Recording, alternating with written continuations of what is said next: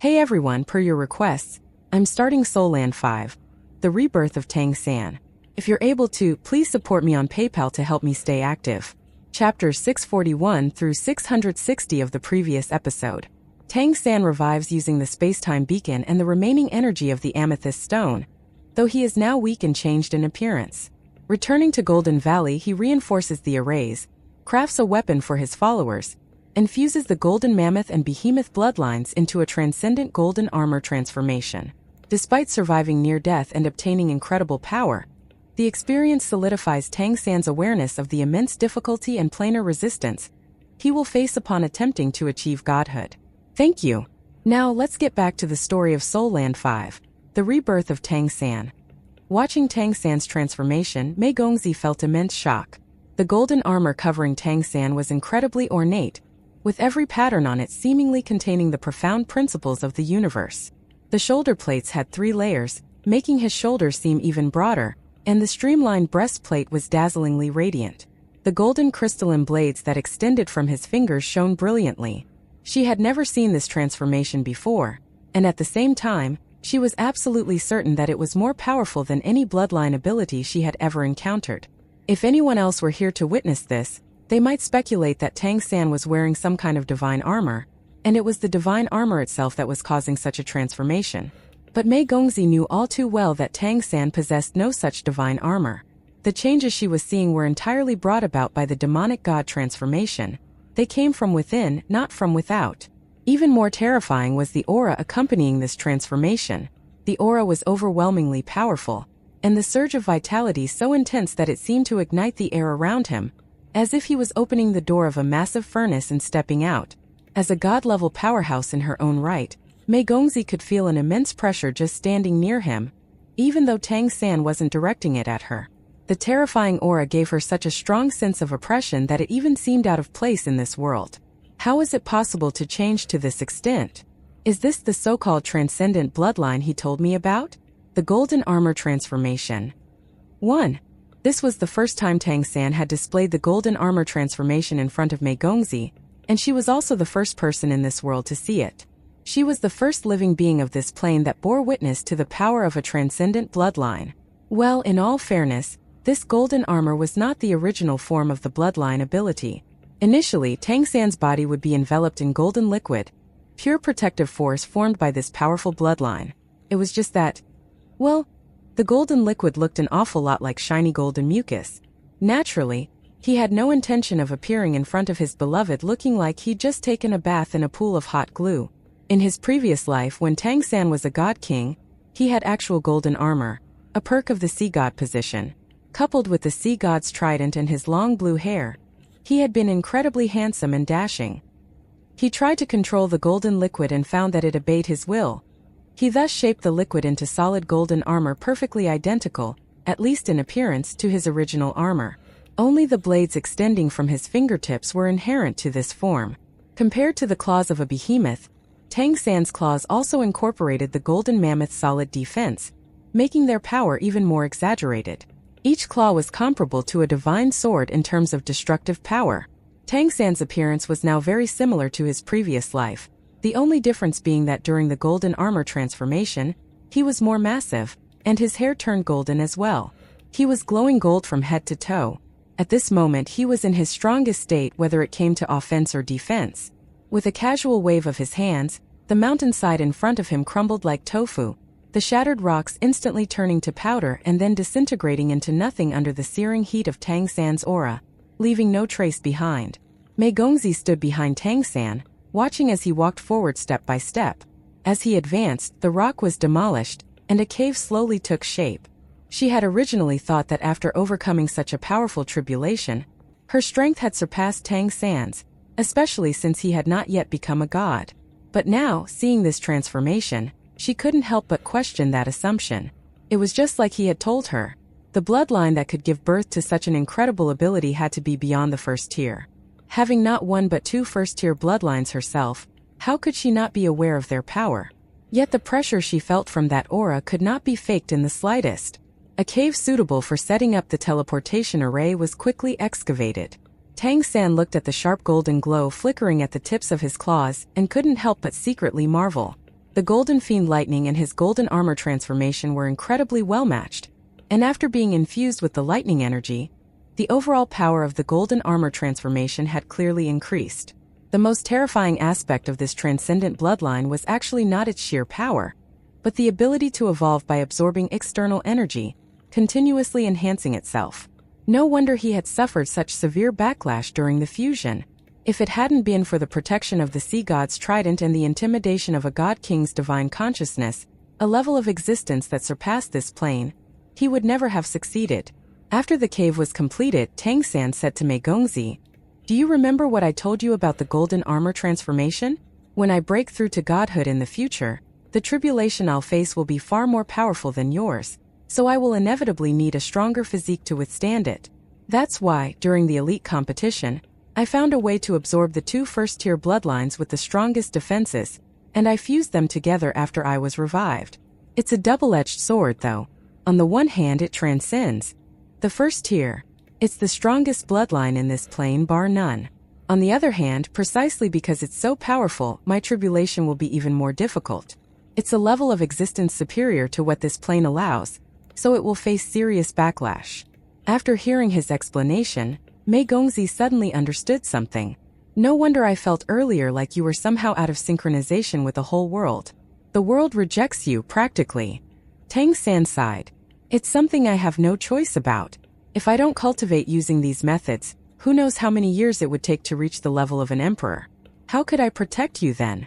You don't have to rush, and don't take unnecessary risks. I can wait." Tang San grinned. "But I can't. I need to gain the power to protect you as soon as possible. That way I can stay by your side with peace of mind. Don't worry, I have a plan. Although there's still some risk involved, I'm confident that I can successfully pass the tribulation now. As long as I can become a god, then even if I can't defeat those emperors, I should have no problem protecting you and myself. Your safety is the most important thing. Please be careful." If she hadn't experienced the terrifying 6 Directions 8 Desolations Golden Fiend tribulation herself, she wouldn't have realized just how dreadful a heavenly tribulation could be. Naturally, she was greatly concerned about Tang San's safety. "I will. For your sake, I'll definitely be careful. Anyway, let's leave that for later. I'm going to start inscribing the array now. I'll stay in the golden armor transformation state, it'll be faster that way. We first need to construct a basic array to ensure the drawing of spiritual energy." With that, Tang San began inscribing the array using the claws of his golden armor transformation, explaining the principles, the order of the array's construction, and the reasons behind each step to Mei Gongzi as he worked. Mei Gongzi listened intently. As a master of space, her talent when it came to such arrays far surpassed Zhang Haoshuan's, and Tang San's explanations were exceptionally insightful. Gradually, she found herself becoming absorbed in his teachings. Tang San reminded her of her teachers at the clan school, talking about the finer workings of space, and by the end of the lesson, she felt she had gained a great deal. All done. We'll just need to add some gemstones into the nodes of the array, and with that, the array will be officially complete. The next time we teleport from Golden Valley, we'll appear directly within this array instead of a random location, so obviously, it will be much safer. Tang San completed the final touches on the array, feeling quite satisfied. It had taken even less time than he had expected. 1. This paragraph and some of the following ones have been substantially altered and do not represent a translation but a rewriting. In this chapter, Tang San introduces the golden armor to Mei Gongzi, as she is completely unaware of its existence and particularities. However, he already explained all the details in chapter 614. Mei Gongzi asked, "Are we going to teleport directly to the ancestral court next?" First, we need to connect this relay array with the core array at Golden Valley. The next spatial jump will require the power from the core array on that side. For the upcoming teleportation, I'll set the destination a bit further from the ancestral court, so that the spatial fluctuations are not detected. Then, after we enter the ancestral court, we'll find a safe place to set up another core array. Once that's done, the teleportation system will be fully operational. Next time it won't be so complicated. We'll just need one relay, and we'll reach the ancestral court smoothly. In the future, when either you or I become a great demon king, we won't even need the relay. We'll be able to leap straight to the ancestral court. We'll be able to travel between Kali City and the ancestral court at any time. Mei Gongzi took a deep breath, eyes sparkly. That would be incredibly convenient. Tang San motioned for her to enter the array. Let's start now. I'll need you to use your divine consciousness to help me. It'll make the process much easier. No problem, you lead the way. Mei Gongzi moved beside Tang San, slowly channeling her divine consciousness while also harnessing her spatial power. Following Tang San's guidance, she activated the array beneath them. The connection between the relay array and the core array was very smooth, and it deepened Mei Gongzi's understanding of teleportation arrays even further. Vibration and resonance. These two concepts mark the beginning of her newfound understanding of space today, opening the door to brand new application of space. When they teleported again, they found themselves about 200 kilometers away from the ancestral court. The two of them rested, waiting for dawn. Once the sun rose, they could enter the ancestral court. They were in a hilly area without tall mountains but with uneven terrain. They chose a sheltered spot. Tang San took out some food and water, and the two of them had a simple meal. Looking up at the starlit sky, Mei Gongzi felt rather surreal. Sure, the process of building the array was complicated, but it was just a one-time thing. And it had only taken 2 simple teleportations. Just like that, they were already near the ancestral court. It was simply incredible. As someone with a space attribute bloodline, she felt deeply impressed. Even emperors likely wouldn't be able to comprehend it. Not even her father, who was the greatest space manipulator of his time, was able to do something like that, yet Tang San had managed to achieve it. While this was, of course, thanks to the space-time beacon, it was Tang San's understanding of space that filled Mei Gongzi with admiration. Tang San softly asked, "Are you tired? Rest for a while, I'll keep watch." Mei Gongzi turned to look at him and saw the gentle smile on Tang San's face. For some reason, she suddenly felt a surge of emotion and instinctively leaned on his shoulder, wrapping her arm around his. Her heartbeat quickened, but she found herself enjoying the sensation. Perhaps it was just a mix of complicated emotions. Tang San shifted his shoulder and used his hand to smooth her hair, making her more comfortable as she rested against the nook of his shoulder. Mei Gongzi closed her eyes, quietly nestled in his arms. Tang San merely held her by the waist, making no further moves. They both simply enjoyed this rare moment of peace. Though they weren't meditating, their hearts felt more at ease and tranquil than they did during meditation. With that, Mei Gongzi fell asleep without even noticing. Even though the weather had grown cooler, being next to him kept her warm. As the morning sunlight bathed her, Mei Gongzi naturally woke up. She opened her eyes, blinked, and a peculiar light shone on her pretty face. A faint smile appeared on her lips. She carefully lifted her head without making too much movement and looked over at Tang San, only to see his bright eyes looking back at her. Immediately, her face turned crimson with embarrassment, and she quickly sat up, bowing her head as she rubbed his shoulder. "Did I sleep for too long?" Feeling her small hand rubbing his shoulder, Tang San smiled and said, "You've been too tired lately. It's all right. We're not in a rush." Mei Gongzi nodded gently. Since taking over as the city lord, she had been in a constant state of tension and busyness. Whether it was cultivating or managing Kali City, she hadn't dared to relax even a little. This time, leaving Kali City with Tang San and returning to the ancestral court, she could temporarily set aside everything related to Kali City, which made her feel somewhat relieved. How wonderful it would be if there weren't so many troublesome matters. Wouldn't it be blissful to spend every day exploring mountains and rivers? But the thought only flickered briefly through her mind. Perhaps in the future it would be possible, but for now it was not. There were still too many responsibilities weighing on her shoulders. The two ate a little, tidied up briefly, and set off again for the ancestral court. To avoid drawing too much attention, they didn't teleport in but instead simply walked into the ancestral court. Since they both had noble status, their identity checks weren't too complicated. Only their race and noble rank were inspected. Mei Gongzi naturally used her identity as a member of the Peacock Demon clan, while Tang San was her attendant. With her level of cultivation, she found it easy to disguise herself, and Tang San had been able to do that to begin with. The ancestral court security was only tight for merchant caravans and whatnot. Since they seemed to be nothing more than tourists, nobody troubled them. Returning to the ancestral court felt like a familiar routine.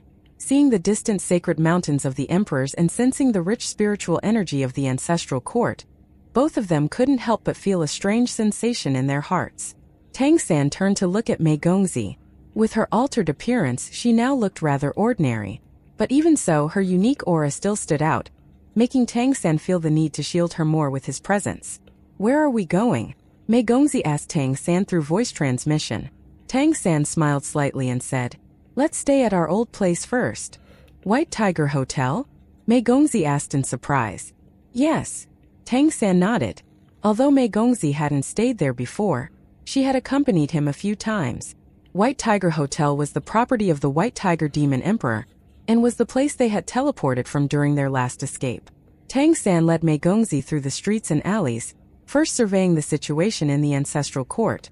They didn't visit the other Horn Merchant Association's branch in the Ancestral Court.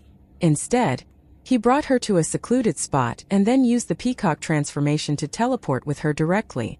Amidst the flickering silver light, they reappeared inside a room, the very same room Tang San had stayed in last time. Beneath their feet was the teleportation array they had used before. Mei Gongzi was startled by the sudden teleportation, her pupils noticeably contracting. How did you just teleport us here like that? Tang San smiled broadly and said, "There's a teleportation array here that I set up before. It's already positioned, so teleporting here is really easy. But how did you know the teleportation array hasn't been destroyed?" Mei Gongzi asked curiously. Tang San chuckled. "Because your grandfather wouldn't have the heart to destroy it. He'd want to keep it for research, and he wouldn't let the other emperors touch it either. By teleporting here, we've also effectively informed him that we've arrived. This works out perfectly." "Well, you sure are confident, what can I say?" A cold voice suddenly sounded, causing Mei Gongzi's hair to stand on end. She hadn't sensed anyone's approach at all. Tang San, on the other hand, was completely calm. "I greet your majesty." He turned around with Mei Gongzi, bowing respectfully to the White Tiger Demon Emperor, who was now seated on the sofa. Mei Gongzi quickly followed suit, bowing as well, but her heart was filled with shock. Although she knew that Tang San had brought her here to meet both the White Tiger Demon Emperor and the Sword Saint Demon Emperor, she hadn't expected Tang San to use this method. She had originally thought that he would take her to climb the sacred mountain, but there was no doubt that meeting the White Tiger Demon Emperor this way was much safer and more private than climbing the sacred mountain. She now understood that the White Tiger Demon Emperor must have left a trace of divine consciousness here, which would alert him the moment anyone entered. The White Tiger Demon Emperor sat on the sofa, not looking at Mei Gongzi but instead fixing his intense gaze on Tang San, a strange expression in his eyes. He frowned slightly. "You have a mutated bloodline?" Tang San nodded slightly, not denying it. The White Tiger Demon Emperor then turned his gaze to Mei Gongzi. "Show me your face. This look doesn't do justice to your mother's beauty." Mei Gongzi nodded, her beautiful face shimmering with a silver light as she reverted to her true, stunning appearance. Seeing her face, which resembled her mother's so closely, the White Tiger Demon Emperor couldn't help but feel a moment of distraction. He raised his hand and gestured to the sofa opposite him. Only then did Tang San guide Mei Gongzi to sit down. The White Tiger Demon Emperor asked calmly, "Wang Qing is dead?" Mei Gongzi nodded slightly. The White Tiger Demon Emperor continued. "For the Peacock Demon clan to make Lin Shima give up on taking Kali City, Wang Qing must have had some skill. How did he manage that?" Mei Gongzi was stunned and instinctively turned to look at Tang San, who gave no response. She then shook her head and said, "I don't know either." That day, when the Crystal Phoenix Demon Emperor arrived, she proceeded to recount what she knew. After hearing her account, the White Tiger Demon Emperor frowned slightly, clearly still puzzled by the situation. Naturally, Tang San knew the truth, but he had no intention of revealing it. The White Tiger Demon Emperor said, "Now that you are the leader of the Peacock Demon clan and the City Lord of Kali City, are you here to seek my support for your position as City Lord?" Mei Gongzi nodded slightly. The White Tiger Demon Emperor said coldly, "But do you understand the principle that possessing a treasure invites trouble? Even though you've reached godhood and you have impressive talent, there's a vast chasm between the 10th Order and the 12th. How do you intend to cross that gap and ultimately become an emperor?"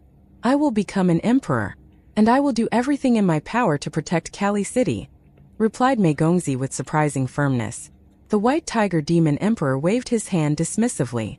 "You and your mother are both too entangled with humanity. Seeing yourselves as human only brings harm and no benefits. In reality, you only have a quarter of human blood. Why insist on seeing yourself as human?" Mei Gongzi hesitated for a moment, but then her expression became resolute once more. I am human, I have always been human. And so is my mother. The White Tiger Demon Emperor snorted. Oh, if you consider yourselves human and I am part of the demon race, why come to me? Mei Gongzi found herself at a loss for words. The White Tiger Demon Emperor's tone made it clear that he was keeping her at a distance, and had no intention of offering her his favor. The White Tiger Demon Emperor continued. Do you know that in our world, the number of top-level powerhouses is limited? If that number exceeds a certain threshold, it will disrupt the balance of the entire plane, leading to unforeseen disasters. This information has been confirmed by the Peacock Demon Emperor and more than one Celestial Fox Demon Emperor, and it's recognized by the Ancestral Court as well. Therefore, the number of emperors is kept within a strict limit. Throughout history, there have been many with the potential to reach the 12th order. Do you know how many have truly done so? Let me tell you. Less than 1/10. Moreover, your talent is commendable. But your path to becoming an emperor is far more challenging than it is for others, and it's because of your human bloodline. Those who are not of our race cannot become emperors. This is an ancient tenet of the Ancestral Court that neither I nor any other emperor can change. So your request for acknowledgement is doomed to fail. Do you understand? Mei Gongzi's expression changed. She had been well aware that she would face immense challenges, but she hadn't expected it to be told that the fundamental rules made it outright impossible. Instinctively, she turned to look at Tang San again, her face showing signs of anxiety. The White Tiger Demon Emperor frowned and snapped. Why do you keep looking at him? Who is the Lord of Kali City, you or him? I. Mei Gongzi hesitated, feeling overwhelmed by the White Tiger Demon Emperor's powerful aura, which left her at a loss for words. Neither Mei Gongzi nor Tang San had known about the rule that those not of the demon or nymph races were not allowed to become emperors. But at this moment they both understood that what the White Tiger Demon Emperor said was true. He had no reason to lie. The Peacock Great Demon King had never told Mei Gongzi about this, and it was likely that he didn't know it himself. This was likely something only emperors were aware of. The previous Peacock Demon Emperor certainly wouldn't have anticipated that her descendants would have the bloodline of another race, and still have the potential to become emperors. Tang San looked at the White Tiger Demon Emperor and said, Your Majesty, we were indeed unaware of this rule. But now that little Mei has inherited the position of City Lord, and is the leader of the Peacock Demon Clan, what path should she take? Do you have any suggestions? The White Tiger Demon Emperor replied indifferently, My suggestion is to extract the human bloodline from her, so she can truly become a demon. Only then will there be a chance to preserve everything. Don't think that the Ancestral Court is unaware of what you're doing in Kali City. The Ancestral Court's intelligence network is more extensive than you can imagine. Establishing a human settlement in Kali City has already violated one of the Ancestral Court's greatest taboos. Do you realize that? Tang San felt a chill in his heart. The fact that the White Tiger Demon Emperor had spoken these words showed just how much the demons feared this issue. The White Tiger Demon Emperor looked at Mei Gongzi and said, What's most severe is that every single member of the Ancestral Court knows about this, but not one of them has mentioned it, and it hasn't been brought up in any of the Ancestral Court's meetings. Do you know what that means? It means that this matter is so unanimously agreed upon that it doesn't even warrant discussion. And yet, with what you're doing now, you hope to just report your status and be accepted? That's nothing but a fool's dream. Even Tang San's expression changed slightly. Although he knew that the Ancestral Court was hostile toward humans, he hadn't expected that even a slight guiding hand for the humans would provoke such a strong reaction. The White Tiger Demon Emperor was only so forthright because of his blood relation to Mei Gongzi, which showed how serious the situation was. The White Tiger Demon Emperor declared decisively, Abandon any rash hopes and motives. If you want to secure your position as City Lord, then first, the status of humans in Kali City must return to what it was originally.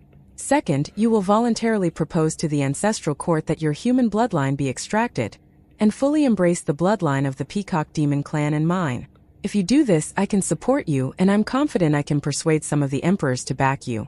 In the future, it's not impossible for you to become an emperor, especially since a few of the current emperors are getting on in years. That will not happen. As she said this, Mei Gongzi didn't look at Tang San. Her pretty face was filled with determination as she looked the White Tiger Demon Emperor in the eye. I am human. No matter what kind of bloodline flows within me, I am still human. I grew up with my mother, and she always told me that we are human. I have witnessed too much human suffering. My purpose in becoming the Lord of Kali City is to help our people, to give humans a space to survive, so they won't be slaves, servants, or even food anymore. So no, that will not happen. No matter what, I will never renounce my human bloodline.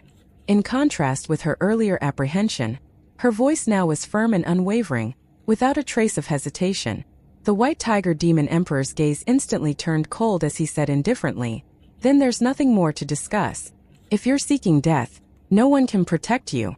Just as Mei Gongzi was about to say something, her hand was enveloped by a warm touch. The stubbornness in her heart suddenly felt supported, calming her emotions somewhat. Holding her hand, Tang San said in a deep voice, "I understand your Majesty's concerns, and I am very grateful for your understanding. But as Little Mei said, the blood of humans flows within us. We cannot stand by and watch our people forever be slaves and food. Someone has to resist. Even if we fail, we must try. Otherwise, the backbone of humanity will never straighten." The White Tiger Demon Emperor looked at him with a chilling gaze. "You're that Azura from before, aren't you?" Tang San nodded slightly. The White Tiger Demon Emperor said indifferently, "Your aura has changed considerably. It seems you have made some progress. She has also become a god and she is much stronger. But you must understand that before the emperors, your little bit of power is nothing more than a drop in the ocean. If the ancestral court deems it necessary, crushing you is as simple as squashing an ant. My warning is merely to tell you what you're up against. As for what you do, that's your own business. That's all." After speaking, he stood up. "Your Majesty, please wait a moment." Tang San also stood up and called out to the White Tiger Demon Emperor, who was clearly about to leave. The White Tiger Demon Emperor replied indifferently, "There is no point in discussing things further. You can't carve rotten wood. What more is there to say?" Tang San said in a deep voice, "What if we choose to trade? Could we gain your support?" For the first time, the White Tiger Demon Emperor raised an eyebrow. "A trade? What do you have to offer that makes you qualified to trade with me? Kali City? I already have one main city, and the ancestral court would never allow me to control a second." Tang San shook his head. "That is not what I meant. Besides Kali City, what other bargaining chips do you have? There aren't many things that could catch my eye." Tang San pointed at the teleportation array on the ground beside them and said, "What about this? This is just a prototype. The finished array is capable of ultra-long distance teleportation. With sufficient energy, it's even possible to travel from one end of the continent to the other in one jump." The White Tiger Demon Emperor's pupils contracted slightly. He had actually been studying this array for some time now, and the more he studied, the more he could sense its profound intricacies. To his dismay, the array was so well protected that he couldn't fully decipher it. It was clear that any significant disturbance would cause the array to self-destruct. This was a great regret for the White Tiger Demon Emperor. If he hadn't been constantly researching the array and placing such importance on this location, he wouldn't have rushed over the moment Mei Gongzi and Tang San arrived. However, after pondering for a moment, he shook his head and said, "Not enough. You must understand that what you are trying to do is an almost impossible task. You can't pay me enough to get me to do something this meaningless." Tang San thought for a moment, then heaved a sigh. "Well then, how about this?" As he spoke, he rose from the couch and deactivated the discerning eye of heaven that he had been using to conceal his aura, releasing the fluctuations of his bloodline. Immediately, two beams of light burst from the White Tiger Demon Emperor's eyes, and in the next instant, his palm flew at Tang San. Mei Gongzi was startled, crying out in alarm and about to rush forward, but Tang San raised his hand, signaling for her to stay there. The White Tiger Demon Emperor's palm struck Tang San's chest, but it did not exert any force. He simply rested his broad hand there.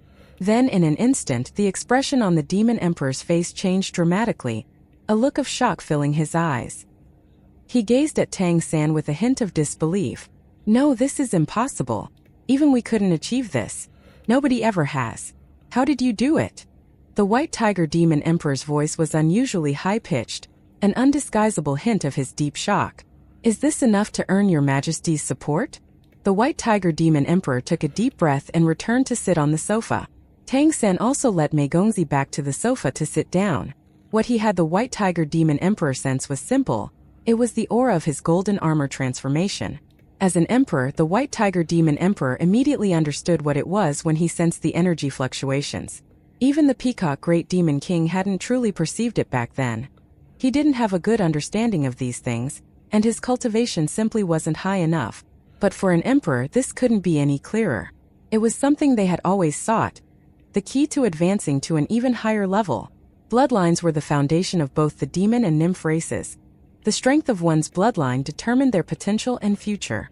The upper limit of cultivation was the 12th order, the emperor level, but even that level was still within the confines of bloodline power. To become an emperor was to excavate every single bit of potential within a powerful first-tier bloodline, and thus reach the 12th order. But emperors had existed for tens of thousands of years on the demon continent, and throughout many generations they had been researching one question. Was there a higher level to be reached? And if there was, how could that level be reached? After millennia of research and failed attempts, the emperors of the ancestral court had come to a consensus regarding this. First, there was most certainly a level beyond the 12th order. The more powerful the emperor, the stronger their sense of this, and the more certain they were of it. Second, to touch this higher level, not one single bloodline on the entire demon continent had sufficient power. They had to develop stronger bloodlines. Because of this, countless emperors poured their hearts and souls into research.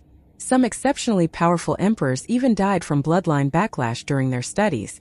As time passed, research in this area gradually declined because they could vaguely sense that there seemed to be an invisible hand in the world suppressing them, preventing them from stepping onto another level.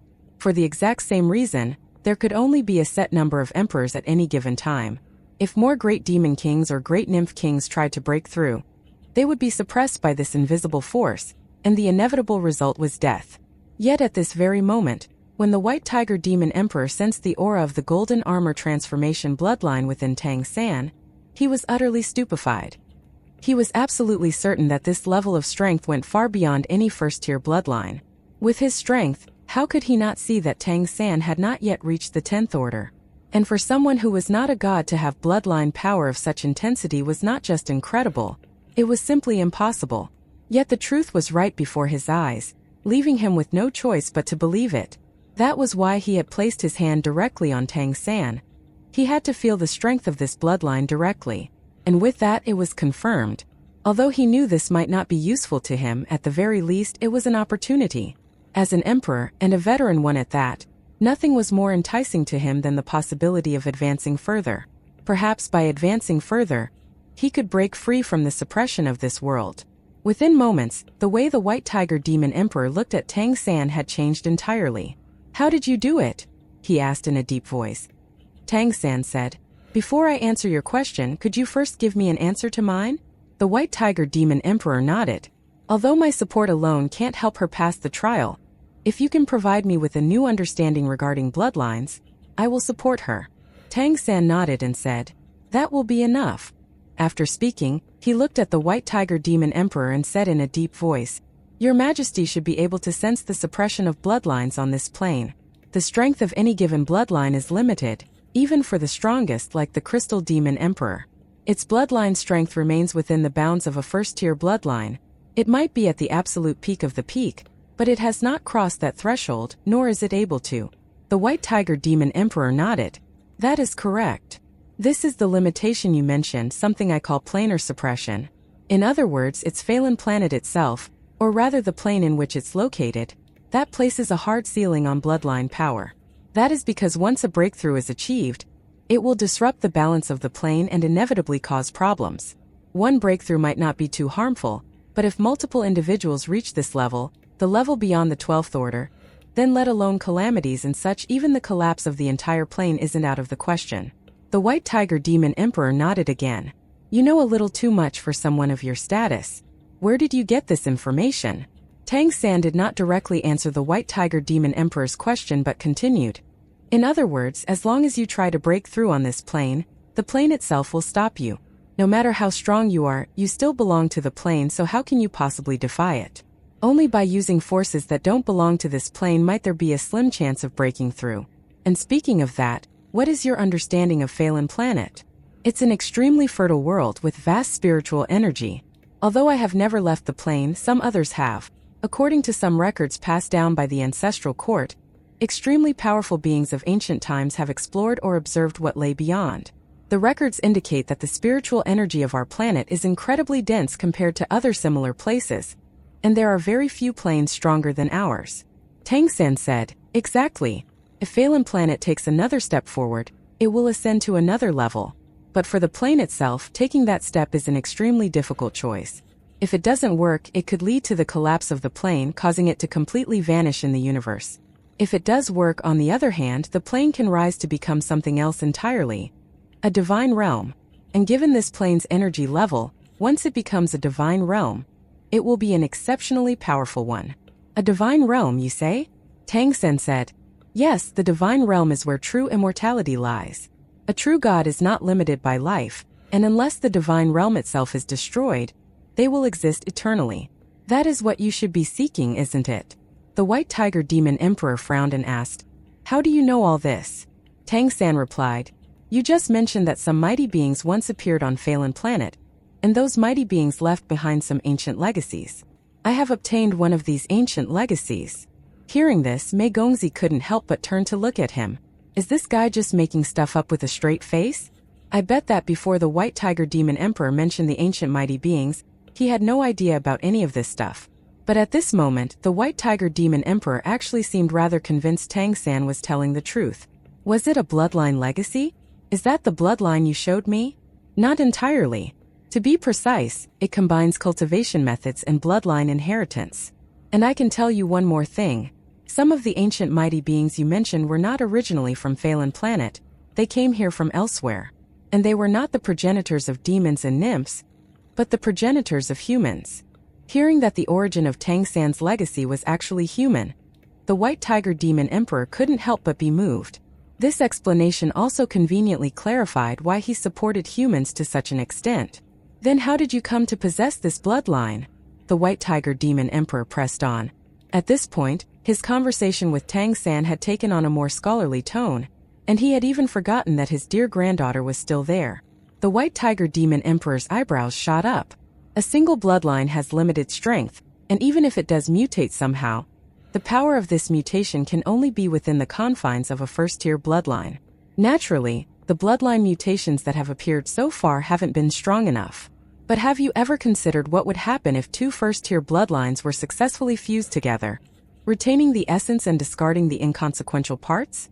Of course, this is very difficult. One wrong move and it could lead to disastrous consequences. I only survived because of an ancient treasure left behind by an ancient powerhouse. Now let me get to the point. If you support Little Mei, I can tell you about my breakthrough process and the suppression I encountered. The White Tiger Demon Emperor responded without hesitation. Agreed. I already said I will support her, but as I mentioned before, my individual support alone isn't enough to ensure her success. Tang San nodded. As long as you support her, that's enough. So you'll only tell me after her report? But by then, what you'll face might be very difficult. If she fails, then forget about remaining a city lord. They might not even let you go back to Kali City at all. Tang San shook his head. No need to wait until then. I can tell you now. When my bloodline underwent mutation, I experienced suppression from the plane itself. At that time, the entire bloodline was on the verge of breaking due to the planar suppression. With that, Tang San detailed the process and sensations he experienced while fusing the golden armor transformation. He wasn't afraid of the White Tiger Demon Emperor knowing about this because even if he did, it wouldn't be of much use.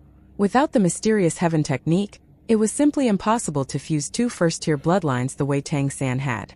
But for the White Tiger Demon Emperor, gaining a deeper understanding of the mechanisms behind the planar suppression was unquestionably beneficial.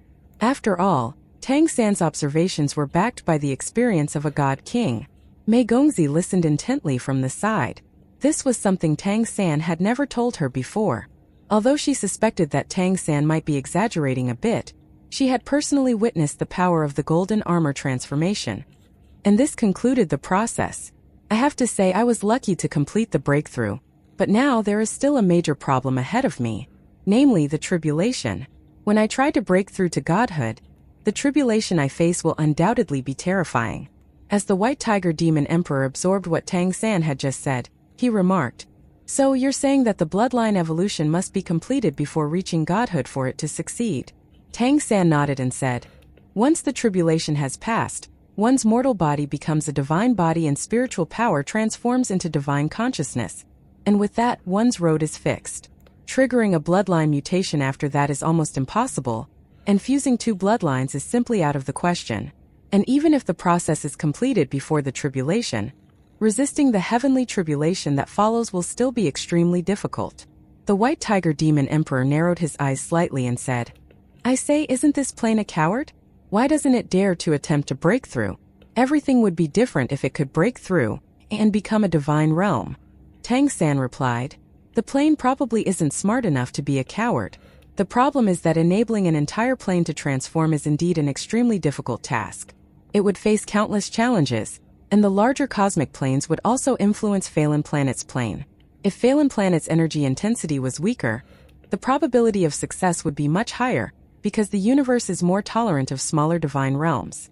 But precisely because its energy level is so high, if it were to become a divine realm, it would be considered a relatively high-level existence in the universe, and it might even slightly contribute to the evolution of the universe. This is not something the universe is willing to see. Huh, why is that? Isn't evolution a good thing? The White Tiger Demon Emperor asked, puzzled. Tang San said in a deep voice, the end of evolution is extinction. When the universe evolves to its extreme, it will collapse unto itself. It will once more turn into that mode of chaos from whence it once started, and everything will start anew. The White Tiger Demon Emperor drew a sharp breath.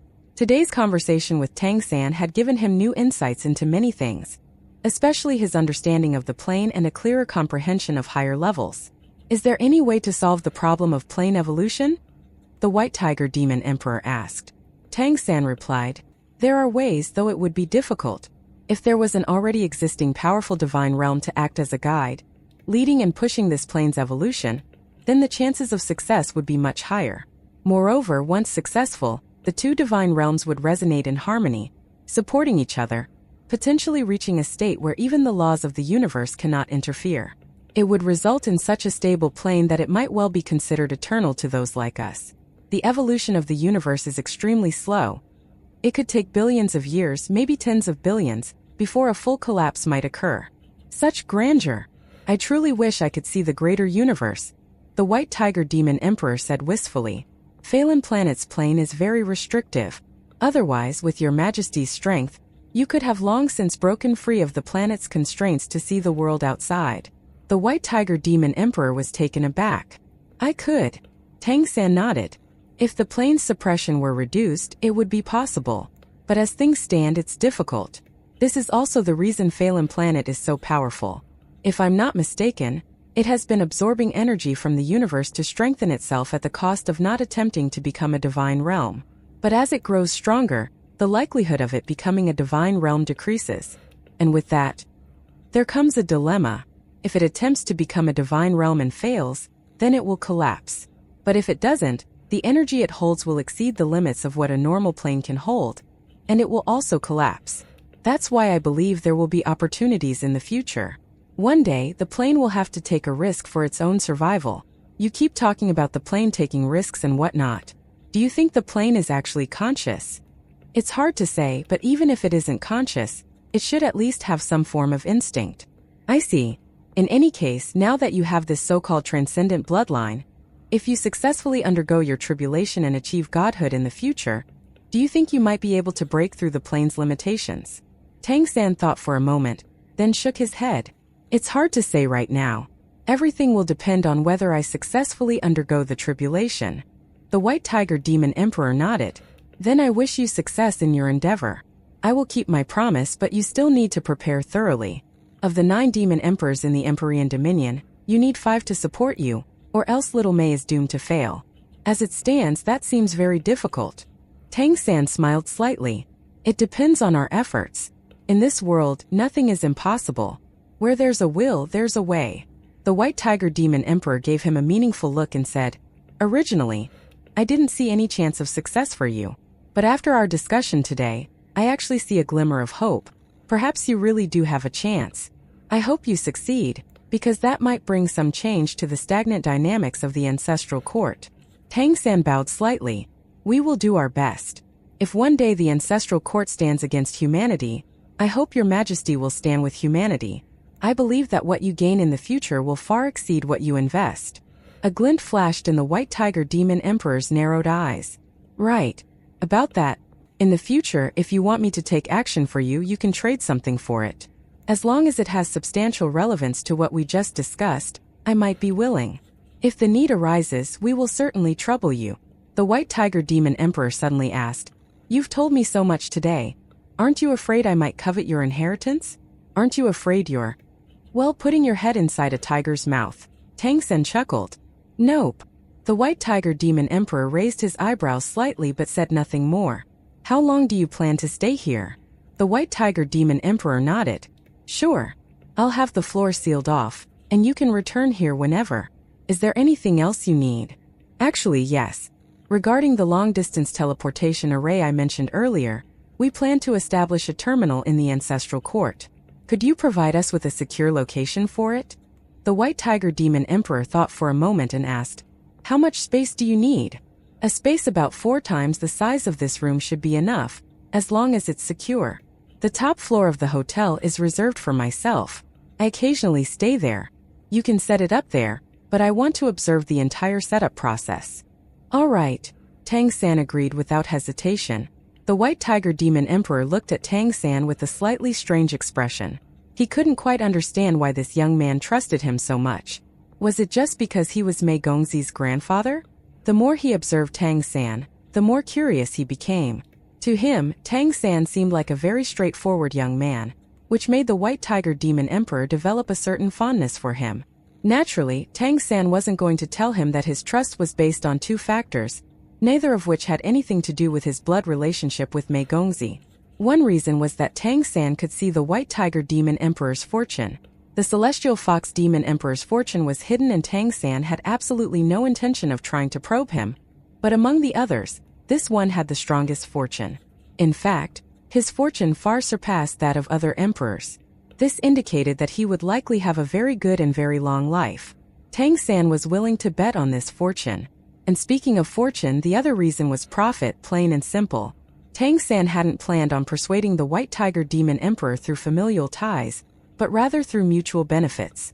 As long as the Emperor believed that Tang San could bring him enough profit, why would he harm him? Especially since these benefits could be exclusive. As an Emperor, he would certainly want to advance further and leave the others in the dust. Of course, there were other reasons as well. Through their previous interactions, Tang San had mostly confirmed his judgment. As long as he still had value, the White Tiger Demon Emperor wouldn't harm them. Additionally, looking at it from a familial perspective, the fact that the White Tiger Demon Emperor had openly told them that success in the evaluation was impossible, and advised Mei Gongzi on how to survive showed that he genuinely cared for his family, more than Tang San had originally expected. It meant that he truly had Su Qin and Mei Gongzi in his heart, and this vastly increased his evaluation in Tang San's eyes. Moreover, if Tang San were to risk everything right now, he might even be able to kill an emperor. He knew that the White Tiger Demon Emperor had sensed something, and he was fairly certain that the man wouldn't act against them anyway. Led by the White Tiger Demon Emperor, they went to the top floor of the White Tiger Hotel. And here Tang San and Mei Gongzi finally discovered what true luxury was. Though the White Tiger Demon Emperor had called it top floor, it was more like a smaller building on top of the large hotel. It was smaller in surface than the floors below, but still very large, around 2,000 square meters. There were actually 2 floors with a large open space in the middle. The first floor had 7-meter-tall crystal glass windows on all 4 sides. Not only was it very well illuminated, but from within, they could get a near-perfect view of the Ancestral Court. There was also a rooftop garden next to it, around 500 square meters in size. The ground sparkled with rare gemstones, the vegetation was luxuriant, and the spiritual energy around it was so rich that it felt almost viscous. As Tang San and Mei Gongzi walked out to the garden, the spiritual energy of heaven and earth surged. The world around them felt somewhat surreal, and at the same time, a feeling of indescribable comfort overcame them. Tang San was sure that cultivating here would be many times more efficient than cultivating outside. "Choose a spot yourselves," the White Tiger Demon Emperor said. Tang San first took Mei Gongzi for a walk around the garden, sensing the dense energy in the air. Unlike the chaotic energy outside, the energy here was extremely pure, and most of it was light energy, which naturally made it better for nourishing the vegetation. The vegetation itself was something quite amazing. Though the garden was not large, every single plant in it was a treasure plant. Every step through the garden caused Tang San's jaw to drop lower. The room's decor appeared simple. It was made of wood and boasted a rather modest elegance. But upon closer inspection, it turned out to be far from simple. The entire room, including the ceiling, was adorned with intricate patterns that had likely taken months to carve. Moreover, the wood used here was something Tang San was very familiar with. Yes, very familiar indeed. It was golden wood. The entire place, 2,000 square meters in size, was decorated with golden wood. Floor, walls, and ceiling, almost every bit was covered in it, and it was intricately carved as well. Tang San could not estimate how much wood exactly had been used, but he was certain that it had not been cheap. The most extravagant part was the cultivation room. When Tang San brought Mei Gongzi to see it, both of them were stunned. Yes, even the old god king was shocked. Upon entering this room, they found that what they'd thought of as luxury just a minute before was actually nothing major at all. The entire cultivation room wasn't that large, only about 100 square meters, which wasn't much for someone of the White Tiger Demon Emperor's status. But the cultivation room was purple.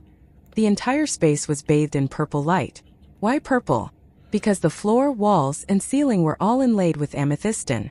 The rare purple crystal capable of nurturing divine consciousness was actually everywhere in this room. These purple crystals were arranged into a formation. The formation itself wasn't particularly special. It was simply there to improve the flow of energy, but the energy that flowed inside this room was the kind that could nourish divine consciousness. None of the crystals was as large as the one Tang San and Mei Gongzi had received as a reward, but there were many of them, and each was about the size of a fist. Altogether, the value was immeasurable. No wonder everyone aspires to be an emperor. They live in such luxury that normal people cannot even imagine it. Of course, this cultivation room was not suitable for setting up a teleportation array. Noticing their expressions almost dripping with envy, the White Tiger Demon Emperor couldn't help but chuckle. You can stay here. You're welcome to stay here whenever you visit the ancestral court in the future, except when you're here to report to the council. Thank you, Your Majesty. Before Mei Gongzi could speak, Tang San had already thanked him without hesitation. The White Tiger Demon Emperor was almost at the peak of his level, and this room, amazing though it was, wasn't of much consequence for him. For Mei Gongzi and Tang San, however, it was nothing short of a paradise. In the end, Tang San chose a square room on the second floor to set up the teleportation array. The room was about 300 square meters, and it was the largest on the second floor. The second floor had 3 bedrooms, while on the first floor there was a living room, dining room, and cultivation room. Tang San used a spatial ring to store away the furniture, revealing enough space for the array. Under the interested gaze of the White Tiger Demon Emperor, Tang San began setting up the teleportation array. Mei Gongzi and her grandfather watched from the side, and Tang San, not keeping his knowledge to himself, explained as he worked. He detailed the principles of the array, and the things that had to be considered during its construction. Mei Gongzi listened intently, completely absorbed. Every time she heard Tang San explain the mysteries of space, she gained new insights and improvements. The White Tiger Demon Emperor also listened thoughtfully. Although he didn't have a space attribute bloodline, he was very interested in arrays. Otherwise, he wouldn't have completely sealed off the White Tiger Hotel earlier, preventing other emperors from investigating. The array Tang San was setting up here was clearly much more complex than the one downstairs. Even though he was merely explaining the principles and process, the White Tiger Demon Emperor, with all his cultivation, still found it somewhat dizzying. The intricate interlocking of the array's components was so unique that it completely surpassed the knowledge of arrays on the continent. This further convinced the White Tiger Demon Emperor that Tang San had indeed received an ancient mighty being's inheritance. The entire setup process took about 2 hours. With visible fatigue on his face, Tang San finished the last part of the arrangement, then let out a long breath. I need to rest for a bit, then I'll set up the concealment array and the aura suppression array. With that, we're done. The White Tiger Demon Emperor couldn't help but praise. A truly masterful array. When it comes to arrays, you might very well be the best on the entire continent. Based on this, you're more than qualified to work with me. Tang San smiled slightly and said, Your Majesty, may I use your cultivation room to rest for a while? Go ahead, the White Tiger Demon Emperor said with a wave of his hand. Tang San immediately took Mei Gongzi by the hand and headed downstairs to the cultivation room. A cultivation room filled with amethystine stones. Cultivating divine consciousness here would be an absolute delight. The White Tiger Demon Emperor stayed behind in the room, continuing to study the array. He was genuinely interested in it, There were many aspects of it worth learning from. Tang San and Mei Gongzi entered the cultivation room and closed the door. The moment they stepped inside, they immediately felt their divine consciousness become more active. But Mei Gongzi didn't rush to start cultivating. Instead, she transmitted her voice to him. "Aren't you revealing too much?" Tang San smiled and replied, "To attract the attention of an emperor and gain his support, you have to reveal a bit. Different emperors require different approaches. Besides, I can tell that His Majesty has deep feelings for you and your mother. When we return, talk to your mother. The next time we come, let's bring her along to meet him. A long time has passed, but after all, they are father and daughter. From what grandfather just said, my report might end up." Tang San smiled and shook his head. "It's all up to us. When I talked to him earlier, that message was for you too. Where there's a will, there's a way. Trust me, we will succeed." Mei Gongzi nodded. "Fine, let's not talk about it for now. You should rest. You've been through a lot already, haven't you?" They had teleported all the way from Kali City, and though they had rested the previous night, they hadn't meditated. Setting up the array had also consumed a lot of mental energy. Tang San smiled and said, "Don't be too polite with your grandfather. Make the most of this and start cultivating. The energy in these amethystine stones is immensely beneficial for nurturing divine consciousness, especially at your current level. Your power is elemental control, so improving your cultivation level depends critically on enhancing your divine consciousness." The two of them sat down cross-legged, with Mei Gongzi circulating her bloodline power and Tang San using the mysterious heaven technique. A soft purple glow filled the entire cultivation room almost instantly. Mei Gongzi felt her divine consciousness being stimulated to the point of becoming several times more active than during her usual cultivation. Moreover, the amethystine stone array in the cultivation room seemed to have an insulating effect as well. Her divine consciousness couldn't extend outward, but was instead contained within the room, which actually contributed to increasing the speed of cultivation. In what seemed like an instant, she was already in a state of deep meditation. Tang San also sank into deep meditation. Ever since confronting the tenebrous demon emperor and being killed, his divine consciousness had been completely drained. Although he had rebuilt it for the most part with the help of that massive piece of amethystine, it had never returned to its peak state. Later, when he assisted Mei Gongzi in overcoming her tribulation, he once again exhausted the amount he had managed to recover. Although he had been recovering ever since because he had not undergone a tribulation himself, his recovery speed was limited. As for improving his divine consciousness, that was nothing more than a pipe dream. But as soon as he began cultivating here, he immediately felt his spiritual power being permeated by that purple mist, directly starting to transform into divine consciousness. The sensation was truly marvelous. After just one full cycle, his divine consciousness had almost returned to its peak state. However, Tang San quickly became aware of what was going on and began suppressing the speed of this transformation. If too much of his spiritual power was converted into divine consciousness at once, he might end up being unable to control it, and the result would be immediate tribulation. Right now, he wasn't ready for that. Even so, cultivating here had undeniable benefits. Mei Gongzi had already reached godhood, so she naturally didn't face the same issues as Tang San. He even thought that if Mei Gongzi continued to cultivate here, with her talent and the baptism of the 6 directions 8 desolations golden fiend tribulation, along with enough amethystine crystal to support her, it wouldn't be impossible for her to break through to the Great Demon King level by the time she had to report to the Ancestral Court Council. This was the importance of resources. The resources that a top-tier emperor used for cultivation, when given to a fresh and talented god, would naturally produce extraordinary results. He didn't know how much time had passed, but a cold divine consciousness swept over, startling the two. Tang San and Mei Gongzi simultaneously opened their eyes, and saw that the White Tiger Demon Emperor was already standing before them. The White Tiger Demon Emperor said in a rather annoyed tone, "You two should be done by now. The amethystine crystals in this cultivation room weren't easy to gather, and are extremely valuable. Don't drain the pond to catch the fish. You need to give them time to replenish themselves. They absorb the spiritual energy of heaven and earth to recover. You can use them for at most an hour each day. Any longer and you might end up with more loss than gain." Tang San and Mei Gongzi stood up together. It was clear that they had fully absorbed and digested the stock of energy in the crystals. Mei Gongzi's beautiful eyes sparkled with vitality. She could clearly feel that her divine consciousness had strengthened significantly. She gave a slight bow to the White Tiger Demon Emperor, saying, "Thank you, grandfather." The White Tiger Demon Emperor, clearly irked, replied, "Oh, so now that you're getting presents, I'm suddenly your grandfather." Mei Gongzi couldn't help but chuckle. "You came in so fierce. I didn't dare call you that at first." Seeing her charming expression, the White Tiger Demon Emperor's gaze grew distant for a moment, as if something had crossed his mind. "When you go back, tell your mother to come see me. I'm angry at her, but do you know why?" The White Tiger Demon Emperor asked in a deep voice.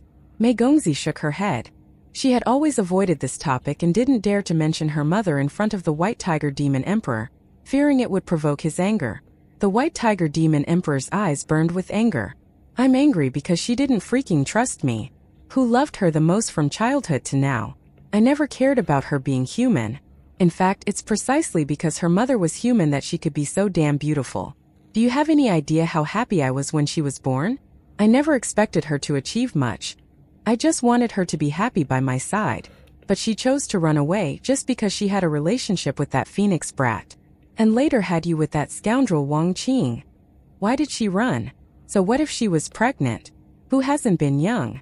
If she had stayed with me, no matter who she liked, I would have brought him back and beaten him into obedience. But she ran, she disappeared without a trace.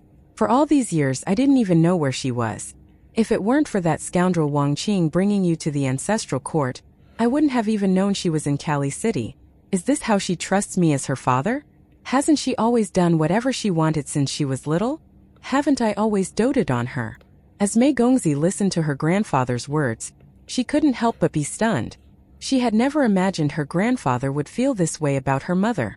It was unimaginable that this White Tiger Demon Emperor, known for his absolute ruthlessness, could be so indulgent toward his daughter.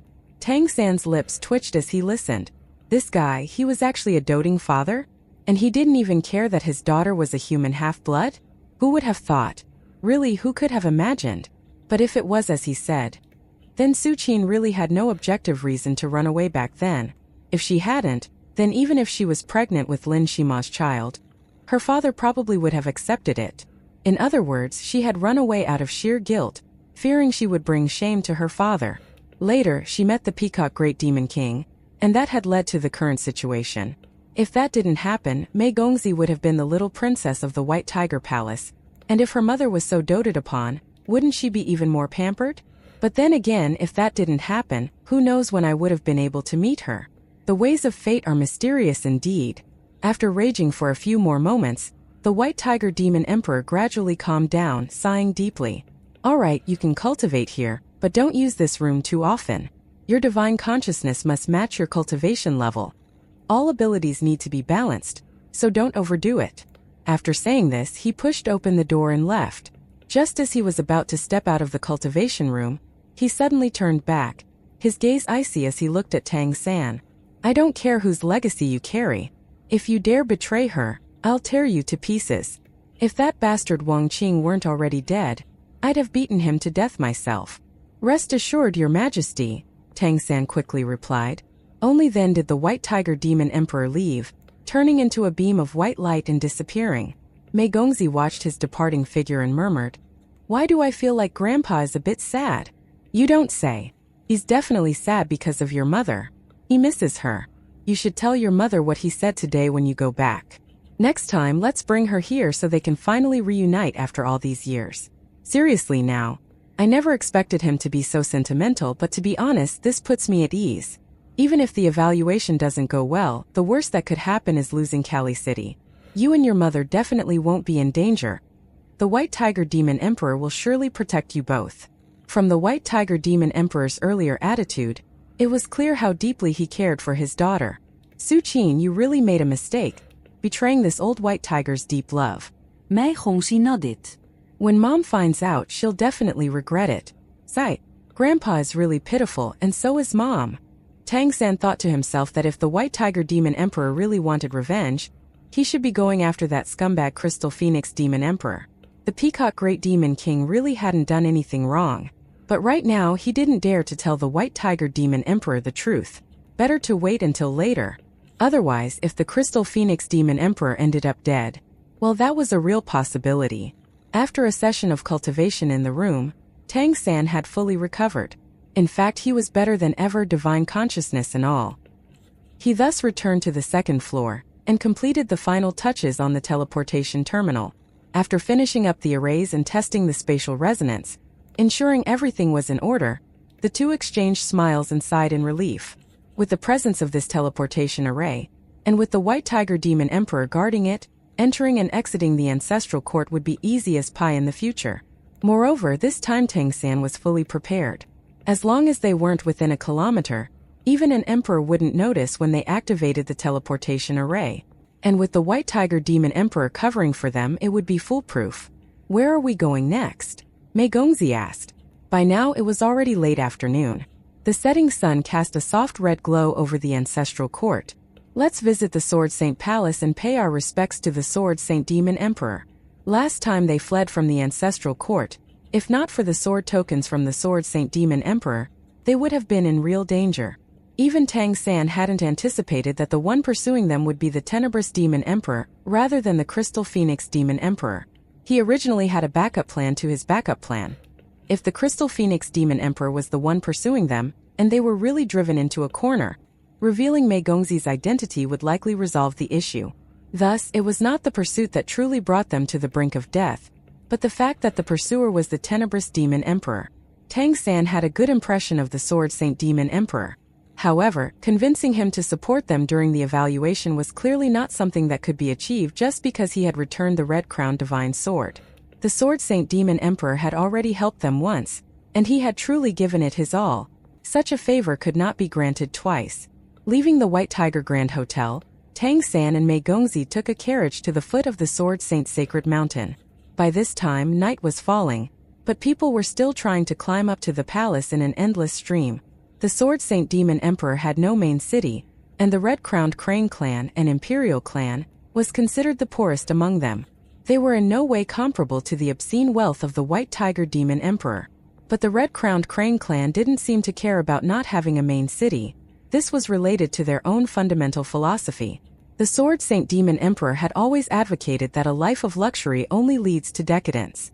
Their sword was literally a part of their own body, and what were cultivation resources compared to acquiring and comprehending sword intent? A life of austerity better stimulated potential and dedication to the sword. So, despite their relative poverty, no one dared to underestimate the red-crowned Crane clan.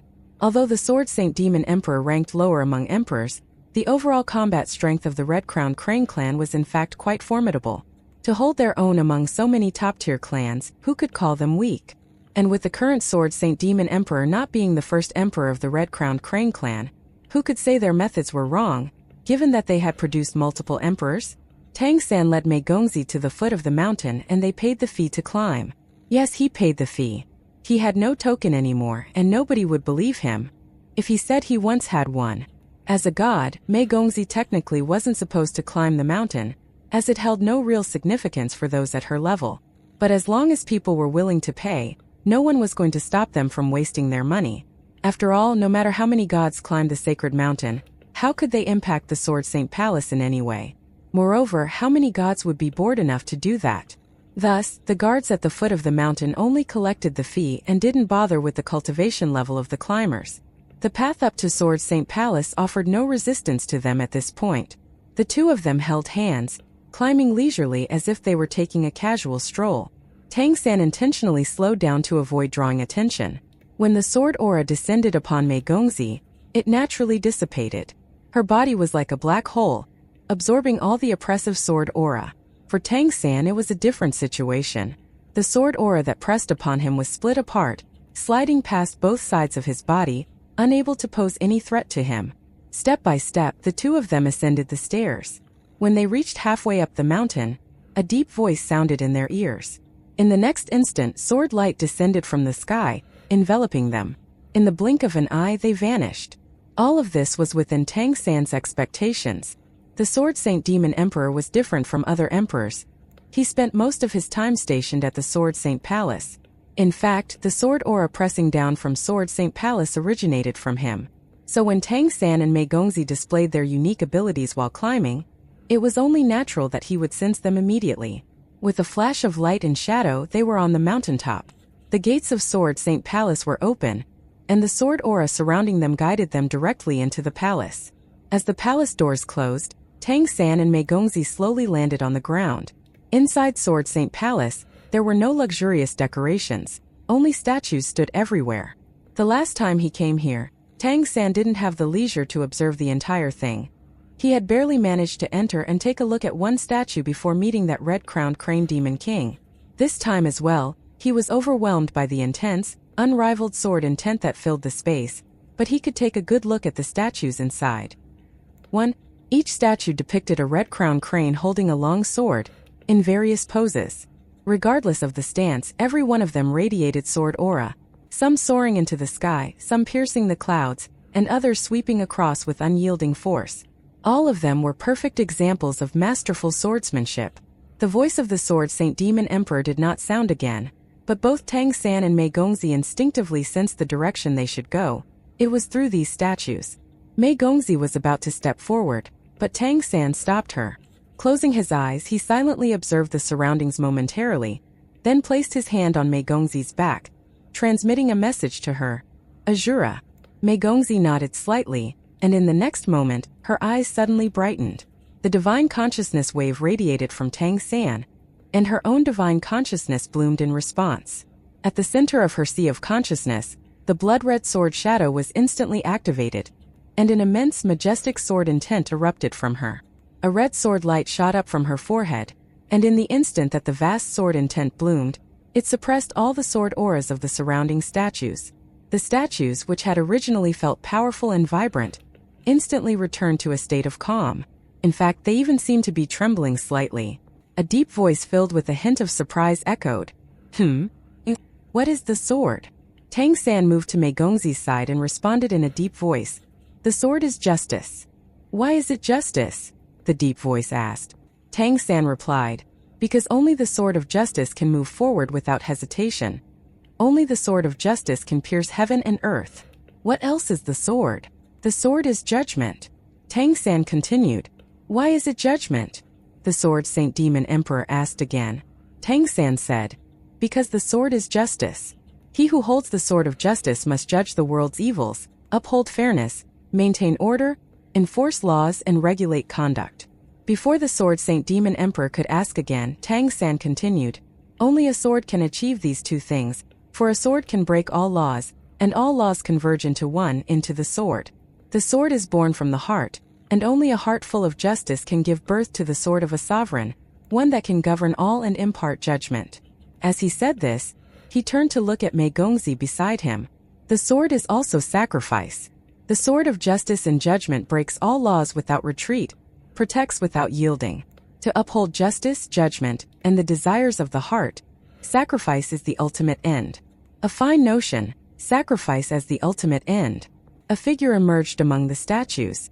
When the Sword Saint Demon Emperor appeared, both Tang San and Mei Gongzi felt a bit dazed because what they saw seemed to be not a living being but a sharp blade. At that moment, they couldn't even discern the appearance or age of the Sword Saint Demon Emperor. What they saw was a pure sword, radiating a brilliant sword aura. The Sword Saint Demon Emperor's gaze fell on Mei Gongzi, his eyes burning as he looked at the red sword light above her head, and he said in a deep voice, is this the sword of justice and judgment that you are talking about? Tang San nodded, indeed. The sword of justice, Azura's judgment. It is the symbol of Azura's methods to uphold justice. The Sword Saint Demon Emperor nodded slightly. Follow me, he said, then turned and walked further inside. Tang San glanced at Mei Gongzi, and only then did she pull back her sword intent, withdrawing the Azura sword's aura. The two of them followed the Sword Saint Demon Emperor further inside the palace. At this point, the statues no longer emitted any sword intent. The previous sword intent had been a test from the Sword Saint Demon Emperor. Upon their arrival, he was well aware of who they were, but to enter Sword Saint Palace, they had to undergo this test. It was a rule of the Red-Crowned Crane clan, and he saw no reason to break the rule for them. Tang San's decision to have Mei Gongzi release the Azura sword intent was a clever move. It tickled the Sword Saint Demon Emperor's interest perfectly. 1. This paragraph has been altered and does not reflect the original. It was originally stated that Tang San never entered the palace, but it's clear from chapter 365 that he has in fact entered. The two of them followed the Sword Saint Demon Emperor deeper inside. passing through the statues and entering a corridor, then coming to a staircase. The Sword Saint Demon Emperor led them upward step by step, and with each step they climbed, Tang San and Mei Gongzi felt pressure descending from above. This was completely different from climbing the steps outside. It wasn't just strong sword intent. There was also a sharp divine consciousness, akin to the edge of a divine blade. This is not a test specifically for you, but only those who can withstand it are qualified to ascend further. The voice of the Sword Saint Demon Emperor echoed. Mei Gongzi was about to activate her Azura sword intent, but Tang San stopped her with a glance, and they continued to climb step by step. An illusory silver light shimmered around Mei Gongzi, and every bit of sword intent that fell on her was silently diverted elsewhere. This was the Peacock clan's ultimate technique, Star Shift. After reaching godhood, Mei Gongzi's use of Star Shift had become even more fluid and effortless. Although her cultivation wasn't as high as the Peacock Great Demon King's, her understanding of Star Shift was even deeper, a result of her unique comprehension of space. This higher-level understanding naturally allowed this divine technique to manifest even greater power. Tang San, on the other hand, took a more straightforward approach. He used the golden armor transformation to protect his body, and the Lion Tiger Golden Force to absorb and reflect the sword intent, enduring the pressure head-on. As for the pressure on his divine consciousness, although Tang San hadn't yet reached godhood, the golden armor transformation provided more than just physical protection. It also offered strong protection for his sea of consciousness. The power of the golden armor transformation that covered his head effectively shielded him from the pressure on his divine consciousness. Thus he forged ahead, keeping pace with Mei Gongzi. They quickly ascended the dozens of steps, and the Sword Saint Demon Emperor led them to a circular platform. The platform was 100 meters in diameter, extremely spacious, with a towering dome more than 30 meters high. Around them was a ring of massive windows offering a stunning view of the world outside. Seeing this place, they couldn't help but recall the feeling they had at the top of the White Tiger Grand Hotel. It seemed these emperors all enjoyed overlooking the ancestral court. The Sword Saint Demon Emperor's gaze fell on Tang San. You returned our clan's divine sword during the ancestral court elite competition. I remember this favor. What do you need this time? This one got straight to the point without any intention of beating around the bush. Tang San gave a slight bow and said, "We came to thank your majesty for saving us last time. Without your majesty, we would likely have perished." The Sword Saint Demon Emperor replied, "This is this and that is that. You earned the sword commands you used by climbing the mountain and winning the competition, and your words back then gave me some insights." Tang San said, "Returning your clan's divine sword had a purpose at that time. We had already anticipated that the journey back would be perilous, and we hoped that you would assist us. You indeed saved us, so let's put aside the matter of the divine sword. This time we've come to thank you for your rescue and to seek your support. Mei Gongzi recently inherited the position of Lord of Kali City, and within a year, she must come to the ancestral court to report." He had just said this when the Sword Saint Demon Emperor interrupted him. "My support won't help you. The ancestral court will not allow someone with a foreign bloodline to become the ruler of a main city." Tang San furrowed his brow. The White Tiger Demon Emperor had said this, and now the Sword Saint Demon Emperor, who was only focused on the sword and cared little about politics, was saying the same thing. Thus he had to consider another issue. Even if they had the support of more than half of the emperors, would they be able to successfully pass the evaluation? "Your Majesty, if we have the support of more than half of the emperors, would that still not guarantee success?" The Sword Saint Demon Emperor replied calmly. "First, the likelihood of you getting the support of more than half of the emperors is very low. Secondly, even if you have more than half supporting you, they can't go against the ancestral tenets of the ancestral court. Well, not technically. Practically, it's less important how many support you, and more important who among them support you. In other words, if those actually in charge are on your side, it's not impossible to bend or even amend the ancestral tenets to some extent. Otherwise, even if you have half of them supporting you, it won't do any good." Tang San nodded slightly. "I understand. Anyway, if you need my support, then you have it." Tang San's eyes brightened. "Then I will thank you, Your Majesty. It's just an exchange, no need to thank me. I want to experience this so-called Azura sword intent, and you need to stay here for a week." "Agreed." Tang San accepted without hesitation. The Azura sword was one of his former divine realm's absolute divine weapons. Even when his own sea god's trident wasn't yet a transcendent divine weapon, The Azura sword had already been presiding over the judgment of the entire divine realm under the control of the Azura god. To comprehend its sword intent, even 100 weeks might not be enough, let alone one. In fact, without being a god king, one would barely be able to scratch the surface. With that said, for the Sword Saint Demon Emperor, a person with extremely high cultivation and great abilities and, most importantly, focused on the sword and nothing else, there would undoubtedly be some understanding to be gained. Whether it was the White Tiger Demon Emperor or the Sword Saint Demon Emperor, both were fundamentally kind and appreciative toward Tang San and Mei Gongzi. This goodwill was the foundation for them to seek support. However, the way they had to approach these two emperors was fundamentally different. In the case of the White Tiger Demon Emperor, Tang San's approach involved using familial ties as the key to open the door, and then dealing with him on a basis of fair exchange. When it came to the Sword Saint Demon Emperor, Tang San had already planted a seed. The sword intent and musings he'd imbued into the tokens, which had already sparked the emperor's interest. Then Tang San had Mei Gongzi actively release the Azura sword's intent, further piquing the Sword Saint Demon Emperor's curiosity. This made them appear more valuable in his eyes.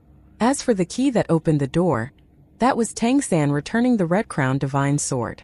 With these factors combined, gaining the Sword Saint Demon Emperor's support wasn't difficult.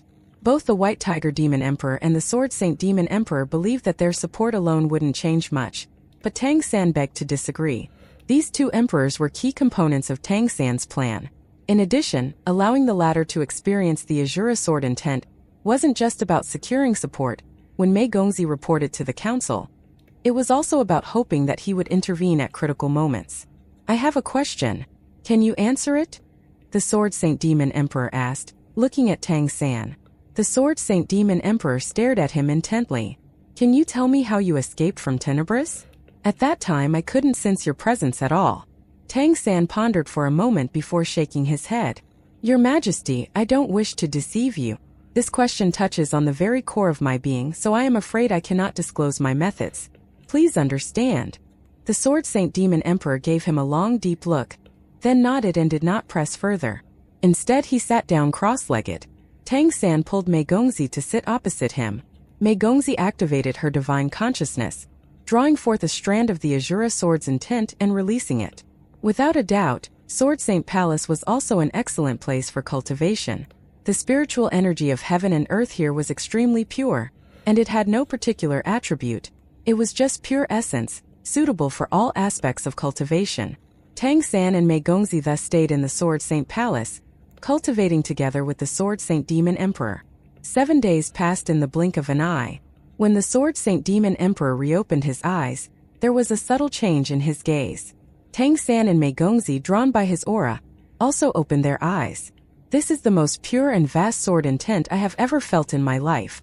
Your understanding of the sword must have come from it, and I can sense everything you described. It has given me plenty to reflect on. But this sword intent seems to lack a foundation. It isn't the source but just a derivative. In other words, either you have an incomplete or fragmented item, or you don't have anything at all. I believe it's the latter. Do you know where the actual divine weapon is?" Tang San shook his head and said, "We don't know either. We acquired this sword intent by chance in an ancient relic. The sword intent chose Mei Gongzi and has been with her ever since, only able to be activated through divine consciousness. However, the sword intent seems to be able to grow stronger with cultivation.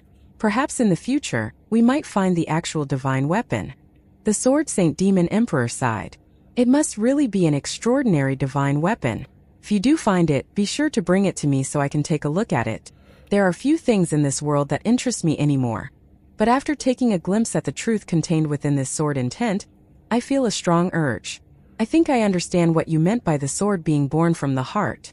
I presume you'd call that the heart sword. This heart sword requires first having a stable and resolute heart. One must seek to have a clear conscience, which leads to a righteous heart. Only after having a righteous heart can one truly begin to comprehend the profound meaning of the heart sword. This has opened a new door for me, and perhaps the bottleneck that has limited me for many years might be challenged again. Thank you. Regardless of the outcome of your evaluation, I will ensure your safety." Tang San took Mei Gongzi's hand, and together they bowed to the emperor. The fact that his promise had no ambiguity whatsoever made it clear that their goal had been achieved.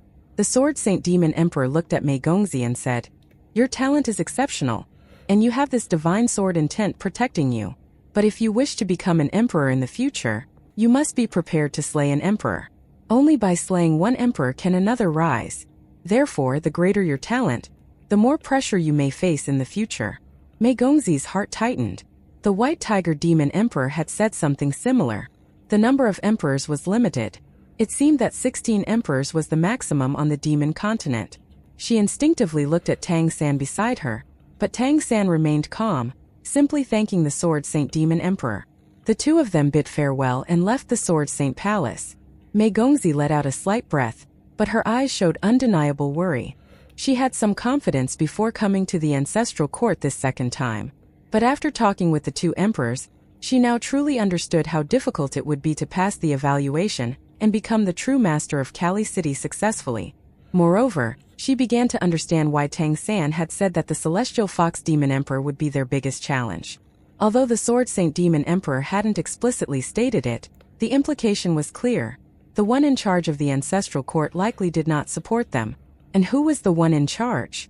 None other than the Celestial Fox Demon Emperor. Tang San wrapped his arm around her waist, saying, "Don't worry about it too much. All you need to do now is focus on improving yourself. I'll handle everything else. I've already thought of measures to take." Even though I didn't know the part about the ancestral court not allowing other races to become emperors, it's not something overly shocking. Feeling the warmth from him, Mei Gongzi felt her inner turmoil subside a bit. "So, should we go back to Kali City now?"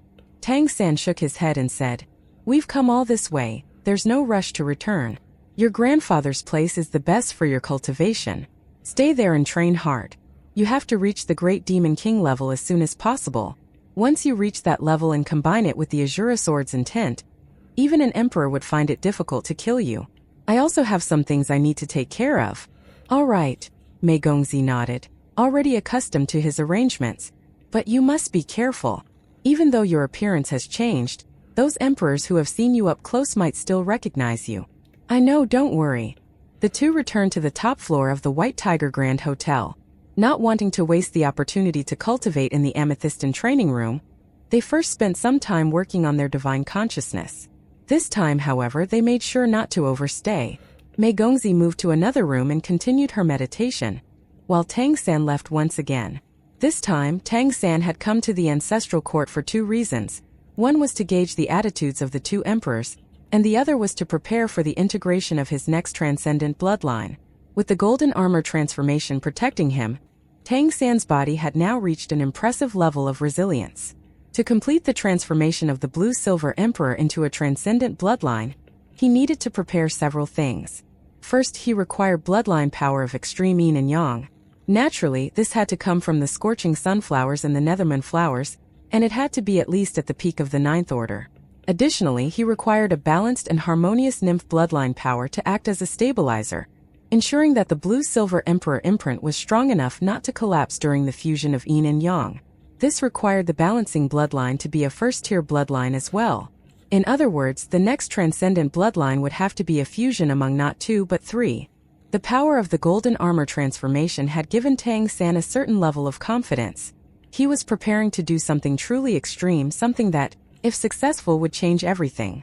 Of course, if he failed, he would be dead without a question. That was why he had been making all kinds of preparations and running various simulations. This time, he wasn't here to grab the yin and yang bloodlines. It wasn't the right time yet. His first priority was to make his Blue-Silver Emperor resilient enough. Therefore, his target was neither a scorching sunflower, nor a Netherman flower, but rather an adamant nymph. Yes, he wanted to acquire the bloodline of the indestructible adamant nymph emperor, sixth among the 7 emperors of the nymphs. The origin of adamant nymphs was, of course, adamant, the toughest mineral in existence, which had given rise to the toughest of all the nymph emperors. If Tang San could acquire the adamant nymph bloodline and fuse it into the Blue-Silver Emperor, then not only would it make the Blue-Silver Emperor itself incredibly resilient, but also elevate Tang San's physical body to a terrifying level. Thus, the place Tang San was heading to now was the Adamant Sacred Mountain, where the indestructible Adamant Nymph Emperor resided. The Adamant Sacred Mountain was located in the northwest of the ancestral court. It was comparatively far from the center, which was clearly due to this emperor's relatively low ranking. The overall strength of the Solstice Empire was lower than that of the Empyrean Dominion, mainly due to the difference in the number of emperors. With a deficit of 2 emperors, the gap was naturally vast. If not for the extreme power of the Sunborn Nymph Emperor and the Earthshade Nymph Emperor as a pair, the Solstice Empire would have been comprehensively suppressed. Of course, the nymphs didn't particularly fear the demons. Despite being at war in a sense, the nymphs and demons were in the end two parties with shared interests. Another important factor was that the most powerful among the demons, the almighty Crystal Demon Emperor, was very old and could fall at any time. It rarely appeared and would not easily involve itself in the affairs of the ancestral court. This had allowed both sides to maintain a balanced state in the past centuries. Without the Crystal Demon Emperor, the demons, even with one more emperor, might not necessarily gain the upper hand in their conflict with the nymphs. Tang San disembarked from his carriage at the foot of the adamant sacred mountain and looked up. He immediately felt a sense of overwhelming brightness. Though the adamant sacred mountain was located in a corner of the ancestral court, it could hardly be more visible. It radiated a brilliant golden light, and it looked like an actual mountain of gold, emanating a sharp aura. What was most peculiar were the powerful beings at the foot of the mountain, either waiting to climb or already ascending. At a glance, they were all bizarre and varied, entirely different from those who climbed the sacred mountains of the demon emperors. Not far in front of Tang San was a being with a bloated figure resembling a large boulder. It was more or less oval, like an oversized potato, and after paying its fee, it was now rolling toward the adamant sacred mountain. Tang San wasn't sure where its legs were, or if it even had any. Another climber was pretty much a walking tree with bark, branches, and all the trimmings. All sorts of beings were present, truly a bizarre and varied spectacle. This was the world of the nymphs. It was indeed strange.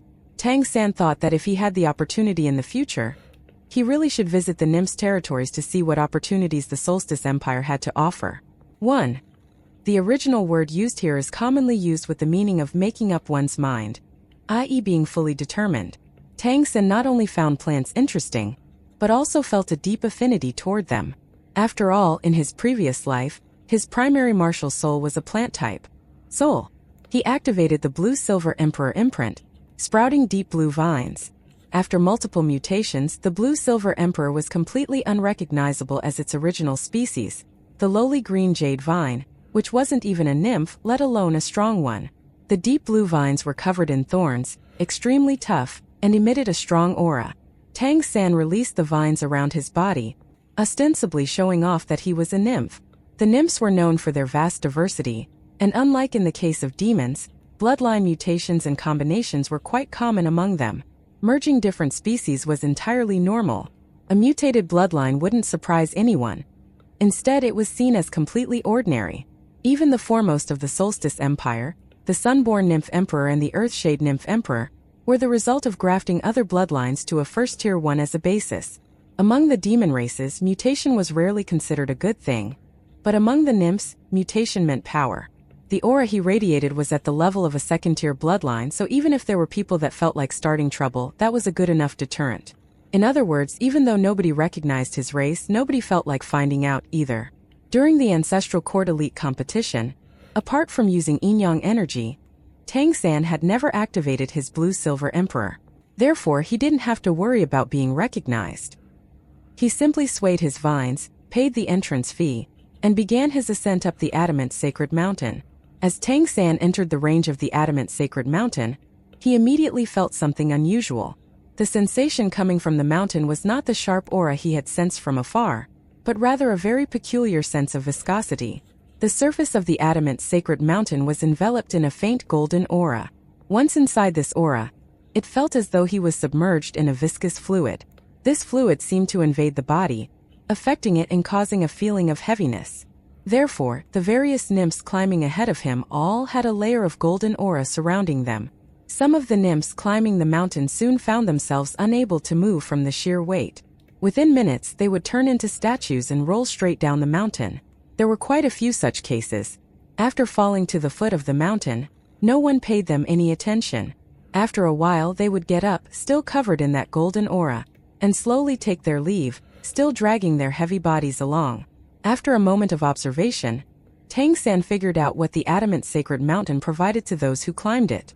It was a very pure earth elemental energy. When this earth energy invaded the body, it caused it to solidify, eventually turning the climbers into what basically amounted to rocks. At the same time, the earth energy would also provide a certain level of nourishment, primarily for the skin, making it more resilient under its influence. The higher one climbed, the denser the energy became, and the deeper it penetrated into the body. From a certain point up, it would likely begin to affect the internal organs as well. Therefore, not all species were suited to this type of nourishment. After being soaked in the earth element, the body would become heavier, and flexibility would be compromised, though defense would be enhanced. Obviously, this was a double-edged sword. Of course, for certain specific species, this environment was perfectly suitable. Those who didn't prioritize speed and had naturally strong physical defenses could benefit greatly and climb higher. If Tang San had to choose, flexibility was definitely more important. Thus, he didn't try to absorb this energy. The earth element didn't provide much benefit to his cultivation or physique. He simply endured the invasion of the energy and continued to climb rapidly. The golden aura around his body became increasingly dense and viscous, causing Tang San's climbing speed to drop. Even so, he was still much faster than the other climbers around him and soon passed the halfway point. In fact, Tang San had a token from the indestructible adamant nymph emperor, but he had no intention whatsoever to meet this emperor. He couldn't risk exposing his identity in front of someone unfamiliar nymph emperor. Tang San had no relationship with it, and neither could he provide it with any benefits like he could in the case of the White Tiger Demon Emperor or the Sword Saint Demon Emperor. When Tang San reached 2/3 of the climb, the pressure began to increase.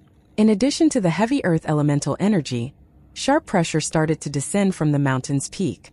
Strong surges of energy began to pulse beneath his feet, like spikes, practically trying to shove him off the mountain. But this was not enough to hinder Tang San. Thanks to the Blue-Silver Emperor, he continued his ascent with ease. In front of him, the Blue-Silver Emperor formed a shield for defense. Beneath him, the Blue-Silver Emperor's vines acted like spider legs, supporting his body and quickly shifting through the gaps in the spikes, allowing him to continue his climb steadily.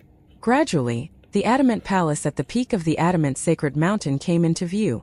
A faint smile appeared at the corner of Tang San's mouth as he suddenly circulated more of his internal energy. At the same time, he sprinted upward. The Blue-Silver Emperor vines around him closed inward, and a rich aura radiated outward. A strange scene unfolded.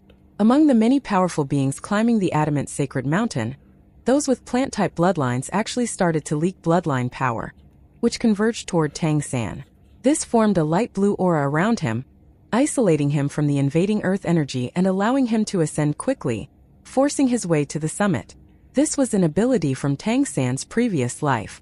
Even as he pursued different directions in cultivation, he had never stopped working on the Blue-Silver Emperor, and as the imprint evolved, he finally managed to recreate this domain, the core ability of the Blue-Silver Emperor.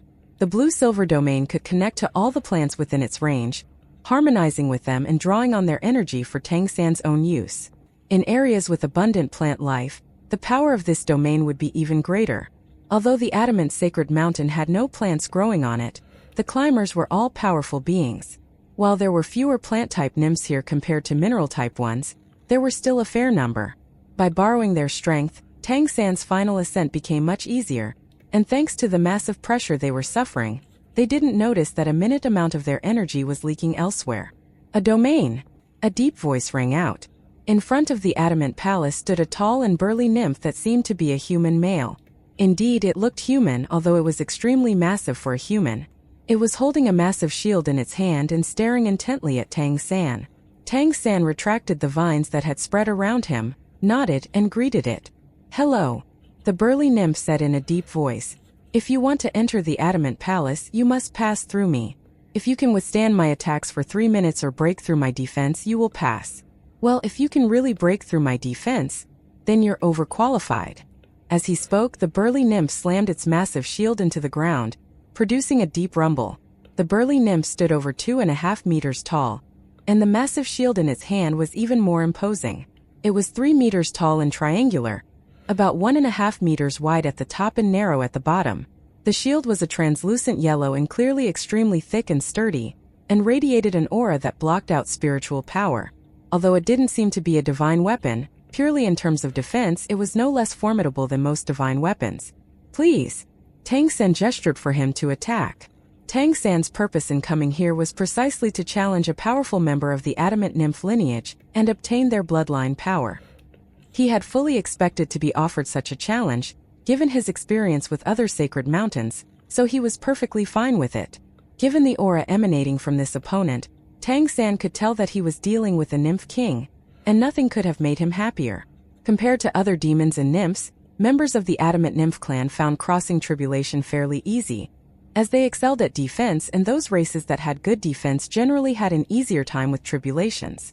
On the other hand, the relative ease of their tribulations also resulted in a lack of potential for further growth, a clear case of losses balancing out gains.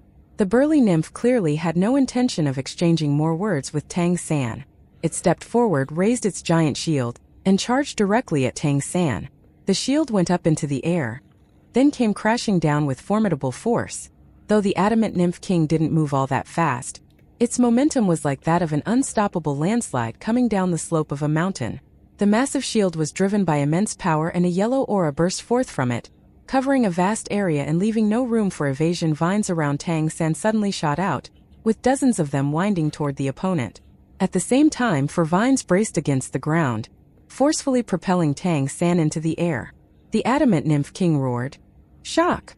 The shield in its hand slammed down onto the ground, and immediately, a surge of yellow light burst out, sending all the vines flying away and giving them no chance to wrap around it. Simultaneously, it looked up at Tang San, who was soaring through the air, and threw a punch into the distance.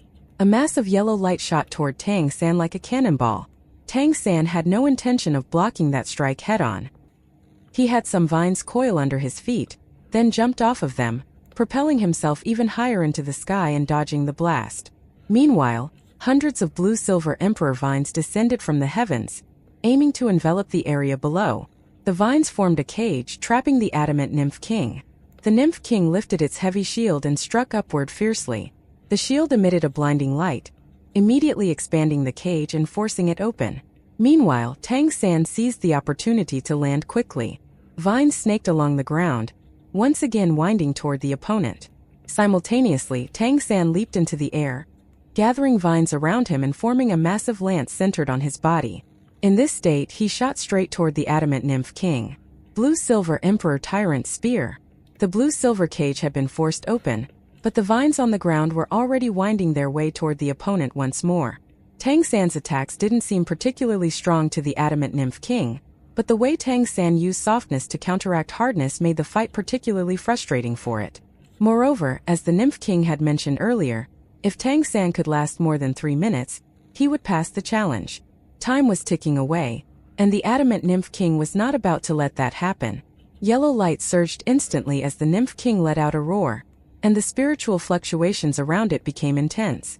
The giant shield in its hand rapidly expanded, growing from its already enormous size into a towering 10 meters of height. The shield emitted a blinding yellow light as it crashed down upon Tang San like a crumbling city wall.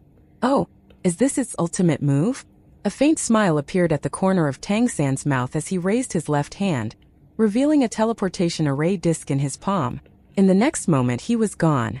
The massive wall of light swept fiercely through where Tang San had just been, but by then, Tang San had already reappeared behind the adamant nymph king, blue-silver emperor tyrant spear included. The moment Tang San vanished, the adamant nymph king realized something was wrong. It did not turn around, however. Instead, it summoned up even more energy and its entire body seemed to solidify into a statue, emitting intense golden light. But to its surprise, it was not the sharp tip of the blue-silver emperor tyrant spear that struck it. The vines forming the lance tip in front of Tang San spread out and opened up the way for him to strike the adamant nymph king's back with his palm. The blue-silver emperor vines quickly wrapped around the adamant nymph king, binding it tightly from behind. The adamant nymph king's defensive power was simply ridiculous. It quickly concentrated its bloodline power, ready to break free from the vines.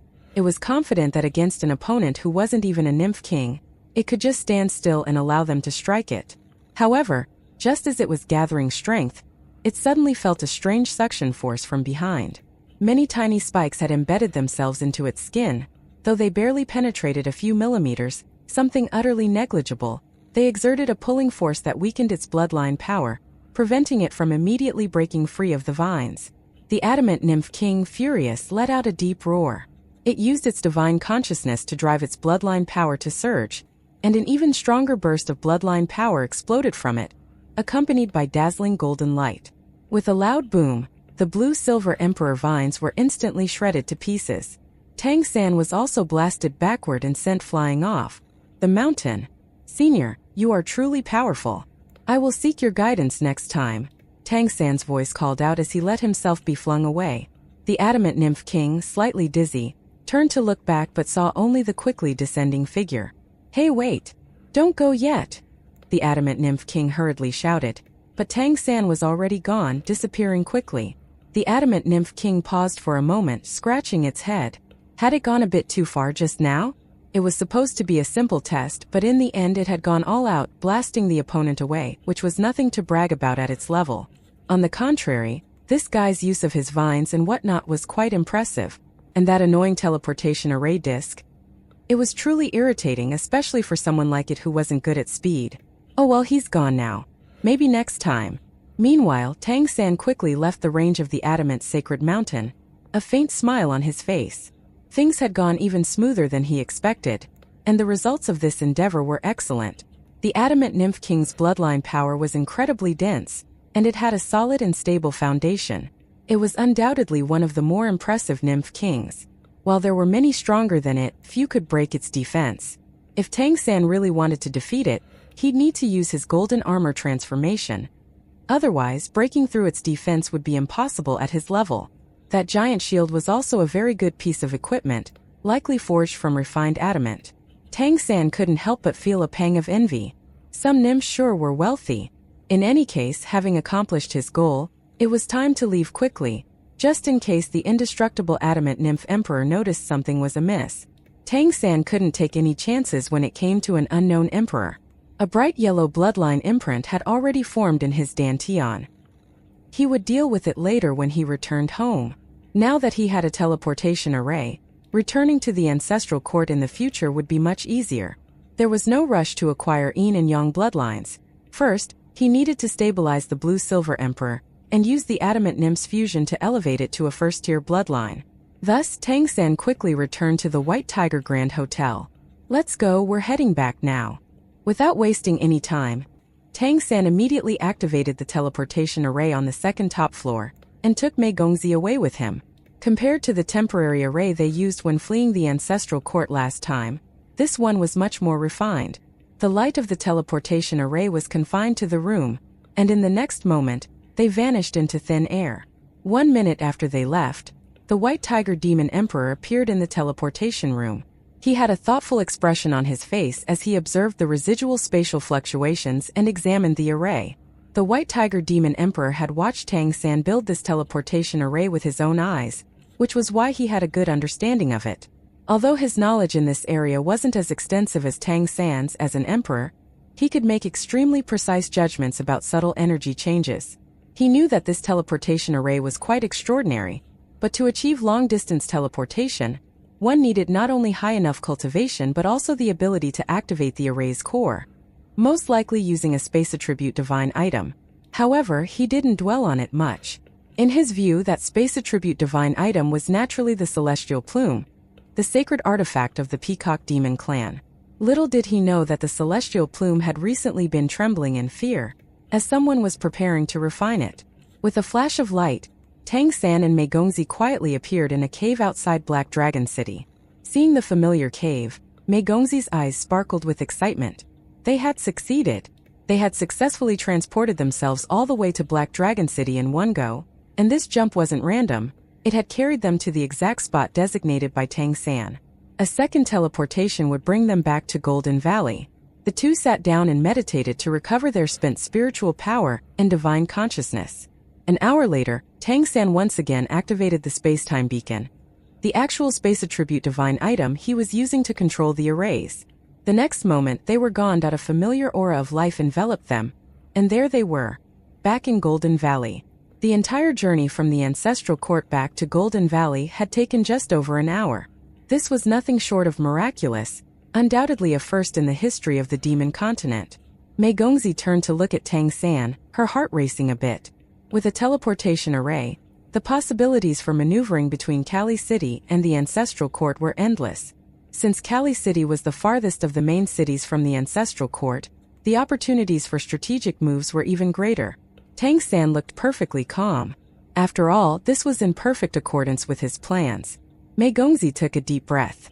Although they had been gone for just a few days, she had gained a lot. Building the teleportation array with Tang San had increased her understanding of space, and cultivating her divine consciousness at the White Tiger Hotel, as well as comprehending sword intent with the Sword Saint Demon Emperor, had been invaluable opportunities. I'll head back first. I need a few days to process what I've gained this time and handle some affairs in Kali City. I'll come find you in a few days, Mei Gongzi said. All right, but let me hold you before you go, Tang San replied with a cheerful smile. Mei Gongzi's cheeks flushed, and she playfully punched his chest, only to be pulled into his embrace. Tang San was reluctant to let go. The soft warmth of her body and the faint fragrance she carried intoxicated his senses. All right, I have to go, Mei Gongzi said, shifting slightly in his arms. Tang San finally released her from his embrace. Okay, come back to me soon. All right, Mei Gongzi replied with a slight blush, gently nodding before activating the teleportation array and leaving Golden Valley. After Mei Gongzi left, Tang San's gaze returned to calmness. He walked out of the cave and stood beneath the golden tree, absorbing the life energy it emitted while contemplating the interactions he had with the two emperors in the Ancestral Court. In front of Mei Gongzi, he had never shown any concern. However, deep down his heart was heavy. From the reactions of the White Tiger Demon Emperor and the Sword Saint Demon Emperor, it was clear that Mei Gongzi's path to successfully inheriting the throne and becoming the true ruler of Kali City would not be easy. There were many obstacles, the greatest being the ancestral rules of the Ancestral Court, followed by the intentions of the Celestial Fox Demon Emperor. This individual would undoubtedly be able to observe the fortunes of both Tang San and Mei Gongzi. And while Tang San could use his polar luck domain to partially conceal his own fate, Mei Gongzi's fortune was something that couldn't be hidden. Through his discerning eye of heaven, Tang San observed that after Mei Gongzi broke through to godhood, her fortune surged like a geyser, skyrocketing to a level that, while not quite as overwhelming as his own, was still incredible. What did this level of fortune signify? If the Celestial Fox Demon Emperor saw it, he would instantly conclude that she was destined to become an emperor. But would the Celestial Fox Demon Emperor allow her to do something like that? Moreover, the Ancestral Court's attitude toward humans was crucial. Could the establishment of human settlements be halted? Could it be stopped, as the White Tiger Demon Emperor suggested? Clearly, that was no longer possible. Once the bow is drawn, the arrow must be shot. Humans had finally gained a protector in the form of a main city's lord. When this news spread through the Redemption Society, it would undoubtedly bring immense joy and encouragement to all humans, fostering a sense of unity like never before. In this situation, abruptly halting the construction of the human settlement in Kali City would undoubtedly shatter the morale that had just begun to solidify. Humans were fragile, not only in body but also in spirit. As former slaves, they had finally seen a chance to rise. How could this momentum be crushed?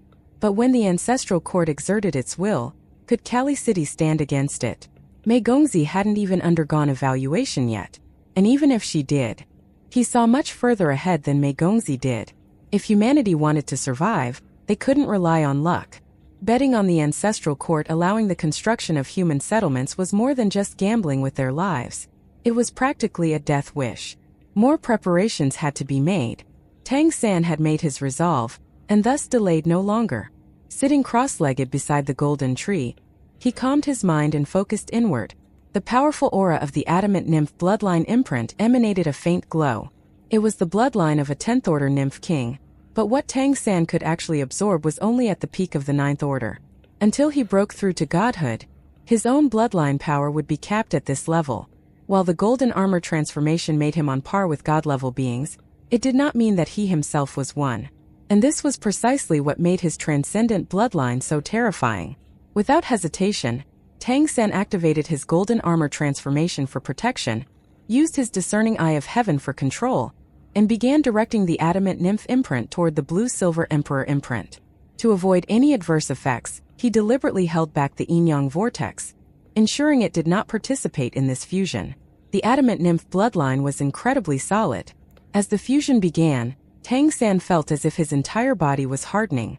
A connection seemed to form between his body and the earth it was resting on, and earth elemental energy surged violently within him. When the imprint met the blue-silver emperor, it immediately attempted to devour the latter. Although Tang San had elevated the blue-silver emperor bloodline through various means, it was still only a second-tier bloodline. In contrast, the adamant nymph bloodline was a first-tier bloodline. Although it wasn't the strongest among the nymph bloodlines, it made the bearer practically a moving fortress. In this fusion, the adamant nymph bloodline immediately gained the upper hand. However, that was not what Tang San intended.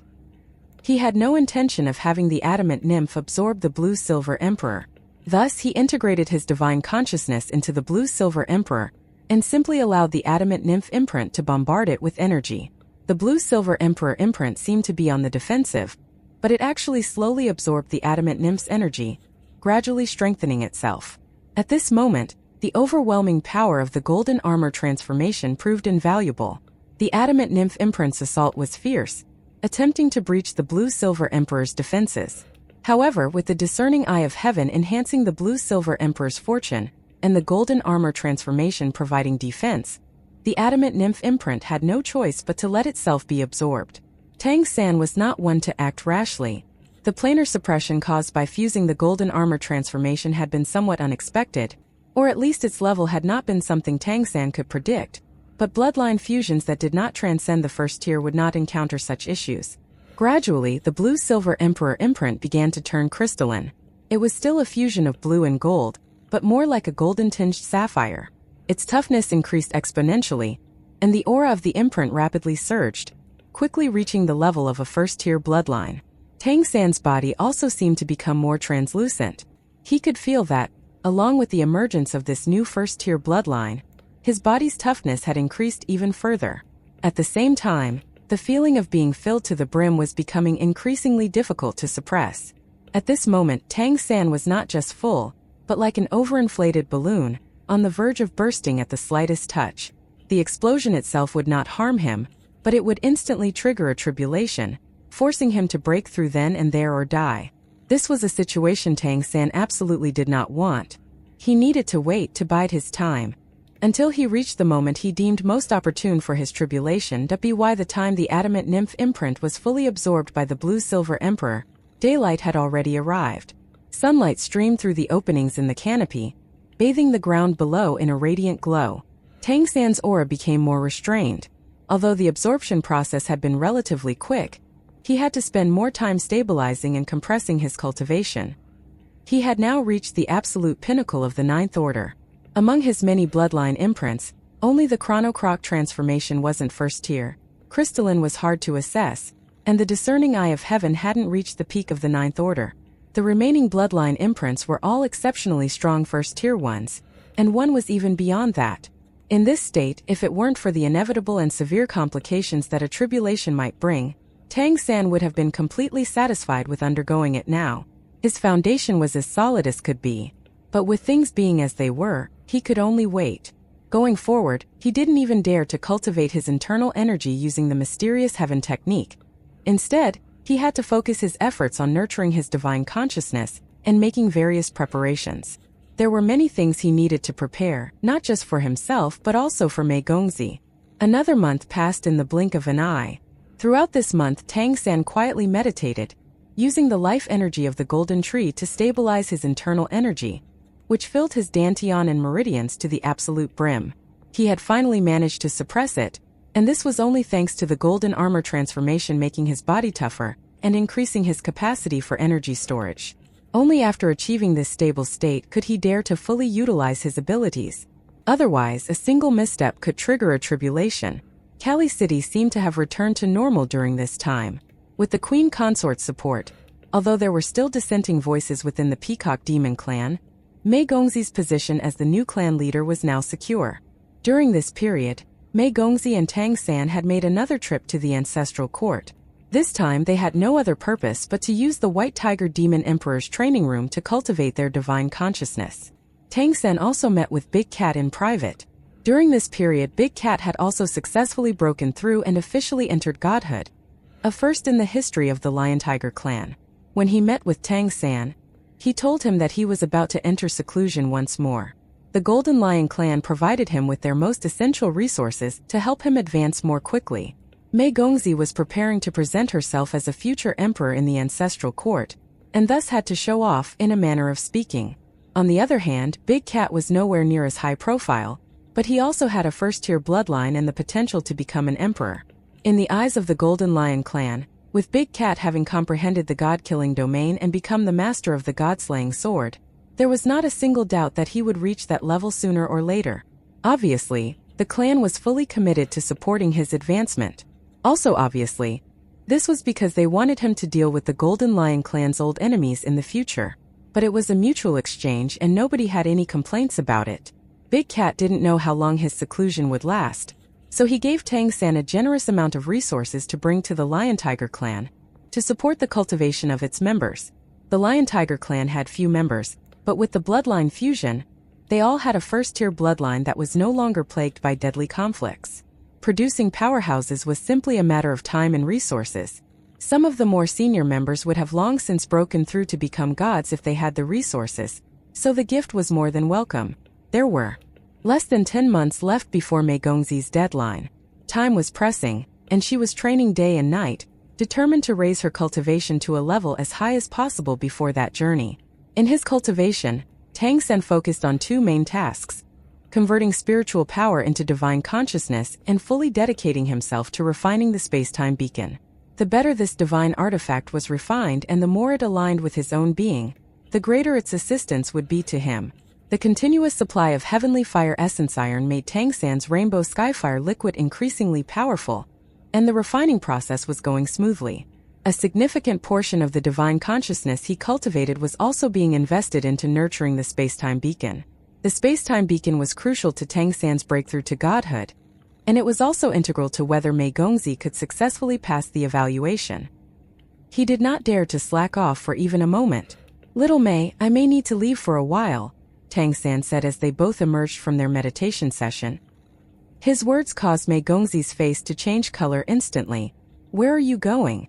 Mei Gongzi blurted out, clearly worried. "Don't worry, it shouldn't take too long and it won't be all that dangerous. I need to take a trip to the depths of the endless blue sea." Mei Gongzi breathed a slight sigh of relief. She knew that in his previous life, Tang San had been the sea god, and she had witnessed the power he displayed in the ocean. "What are you going there for? Are you looking for a place to break through?" Mei Gongzi asked.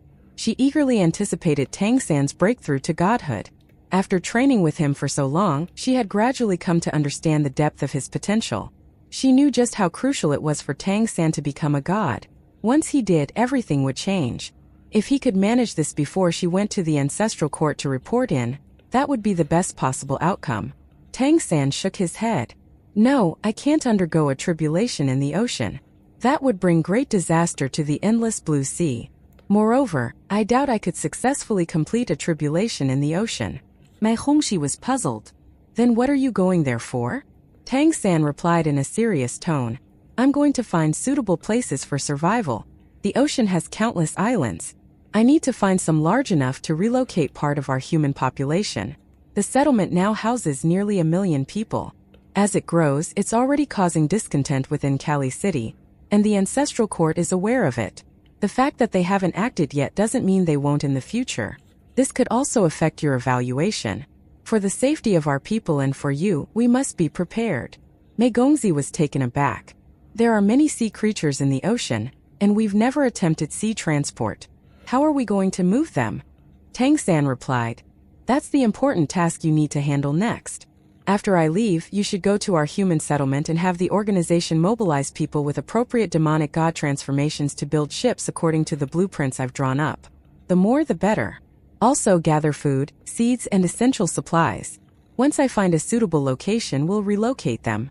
As for the sea creatures, those are for me to deal with. No worries about that." Mei Gongzi asked, "Is it really necessary? Shouldn't we wait until after the evaluation? What if I succeed? Then we won't have to go anywhere."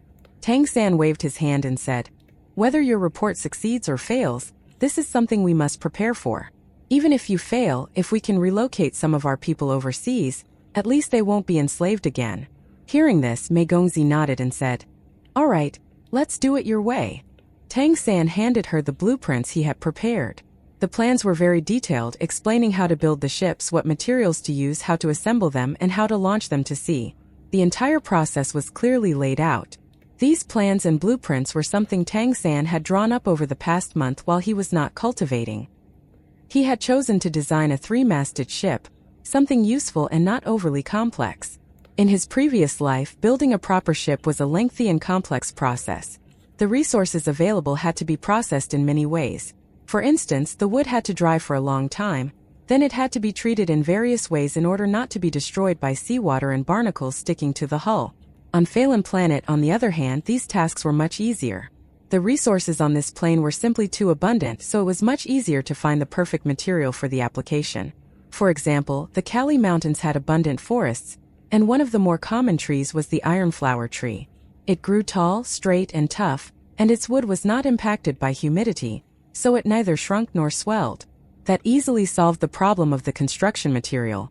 Additionally, building a ship involved a lot of tough physical labor, but just like in his previous life, where soul masters could speed up the process, those with a demon or nymph bloodline could do the exact same thing here.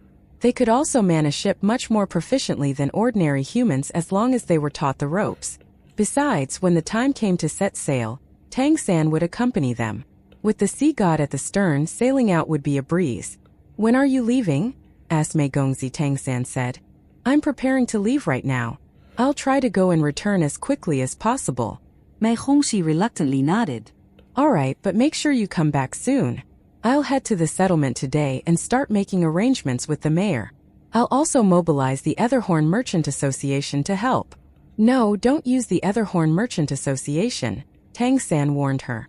"This needs to be done in secret, using only people from our Redemption Society. We can't let anyone in Kali City know about this. The port for building the ship should be remote and secluded, preferably in an uninhabited bay. This shouldn't be difficult, since the demon clans don't go out to sea. Finding a good harbor should be easy. I've included instructions on how to select a port in the plans here." "All right." Mei Gongzi nodded, committing his words to memory. Tang San bid farewell to Mei Gongzi and teleported directly out of Golden Valley. With his deep cultivation and powerful spirit, he could easily teleport multiple times in succession. It didn't take long for him to reach the shores of the Eastern Sea. The vast, endless sea stretched out before him, its waves surging relentlessly. There was no sign of any demon clans living along the coast. The sea clans were many and they were not weak, making it difficult for the demon clans to obtain resources or food from the sea. Occasionally, sea creatures would come ashore to hunt, turning the coastal areas into forbidden zones for a time. However, the sea clans couldn't stay on land for long, so their range of incursions was limited. Feeling the familiar aura of the sea, Tang San's mood lightened. He tapped his toes on the ground, and the wings of his dragon rock transformation unfurled behind him. With a powerful flap, he soared directly into the depths of the endless blue sea. The vast sea was boundless, and searching for islands wouldn't be an easy task. The islands couldn't be too small. They had to be large enough to support human life. Soon, Tang San had flown over 100 miles into the sea, and the shoreline was no longer visible. The sea below had turned a deep dark blue. Tang San stopped in place, retracted his wings, and flipped downward, diving into the sea like an arrow. He entered the water silently, creating only the faintest splash. As Tang San dove into the sea, he immediately felt his body enveloped by a dense concentration of water element. The life energy and the water elemental energy in the endless blue sea could only be described as vast and boundless. It was much richer than the sea life energy on the Douluo continent in his previous life, though he knew that the Douluo continent had evolved before his reincarnation, so it was likely different now. With a slight ripple of his divine consciousness, the golden shadow seated at the center of his consciousness released a faint aura under Tang San's guidance. Instantly, a small golden mark appeared on his forehead, taking the shape of the sea god's trident. As the golden mark shone, Tang San's eyes suddenly brightened, and he was able to breathe freely underwater. His skin took in the unique feeling of the seawater, and his unique will extended outward. The surrounding sea suddenly calmed, and the various marine creatures that had been swimming around came to a halt, turning their heads in Tang San's direction. Meanwhile, Tang San closed his eyes as his spiritual power spread outward, expanding through the sea. Thanks to the influence of the sea god's trident, his spiritual power could extend much farther in the sea than on land. In an instant, His consciousness spread to cover a range of hundreds of nautical miles when countless marine creatures within his perception paused, bowing in his direction. Among them were some powerful sea beasts. The energy in the sea naturally converged toward Tang San, but he didn't dare to absorb it right now. He could only let the energy swirl around him, absorbing only the part that could nourish his divine consciousness into his sea of consciousness. These energies that could nourish his divine consciousness came from faith, the faith of the marine creatures. From the moment he first laid eyes on the endless blue sea upon arriving in this world, Tang San knew that it would become his sacred training ground. As the former holder of the sea god's position, even after reincarnation, as long as that trace of divine consciousness remained, his godhood would stay with him, allowing him to influence the sea. Here in the sea he was truly in his element. In the past he hadn't ventured here because he was too weak. If he had trained in the sea and encountered a powerful sea beast, he wouldn't have had the strength to resist if it turned on him. But now things were different. He was absolutely confident that within the endless blue sea, no marine creature would dare defy his will. Although he had not yet reached godhood, he could summon the tribulation at any time. A tribulation of that level was beyond what any sea beast could withstand, even if there were an emperor in the endless blue sea. Indeed, Tang San had long determined that not even an emperor could withstand his tribulation. This was the terrifying power of the plane. It was also the main reason why he dared not undergo the tribulation just yet.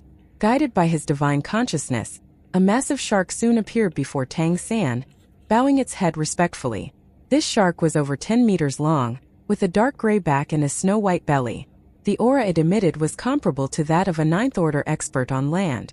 Yet as it looked at Tang San, its gaze held only reverence. Yes, it wasn't fear but reverence. The aura Tang San emitted made the shark feel incredibly comfortable, as if its very bloodline was rejoicing in the presence of this man, compelling it to bow in worship. Where is the largest nearby island? Tang San transmitted his thoughts directly through his spiritual power. Rather than searching aimlessly, why not have a local guide? The shark nodded respectfully and responded with its own spiritual thoughts. Your Excellency, around 500 nautical miles from here, there is a large island. It is the territory of the Sea Walrus clan. The Sea Walrus clan? Tang San was intrigued. What powerful clans exist in the endless blue sea? Who is the strongest leader? The shark replied. There are 5 powerful clans in the endless blue sea. The strongest are the Sea Dragon clan and the Sea Giant clan.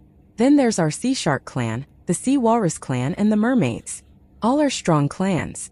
You say the Sea Dragons and the Sea Giants are the strongest? Are there any emperors among them? Tang San asked. There are no emperors. We've never had an emperor. The strongest we have are great sea kings. But here in the sea, even the emperors from the land can't threaten us. This answer was within Tang San's expectations. The celestial fox lineage had concentrated all the fortune of Phelan planet onto the demon continent, and with the limited number of emperors the plane could sustain, it was no surprise that no emperor had emerged in the endless blue sea. What a move by the celestial fox clan! Their rise to power as the leaders of the ancestral court was no coincidence, and in all fairness, Tang San didn't blame them for it. From the perspective of the demon and nymph clans, their actions were understandable. If it were up to him, he would certainly want to concentrate the world's fortune on humanity. Take me to that island, Tang San said to the shark. The sea shark hesitated, seeming a bit reluctant. Tang San immediately understood the situation. You're not on good terms with the Sea Walrus clan? The sea shark nodded. We're more like sworn enemies. Tang San remarked. Because you see them as food, right? The sea shark responded somewhat awkwardly. Well, yes, but also, the Sea Walrus clan is strong, and we can't always beat them. They're tough. The main problem is we're fighting for resources here. Whenever we meet, there's a fight, and the weaker side is always wiped out. 1. The nautical mile is the international measurement unit for distances on water, equivalent to 1,852 m or 1.15 land miles.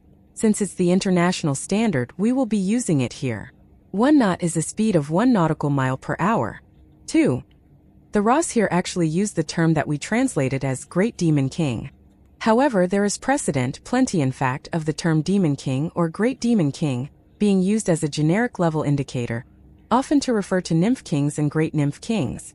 Moreover, the author has drawn a very clear line between land-based lifeforms and marine lifeforms, as explained in the next paragraph, and the species of the sea are known generically as neither demons nor nymphs but sea beasts.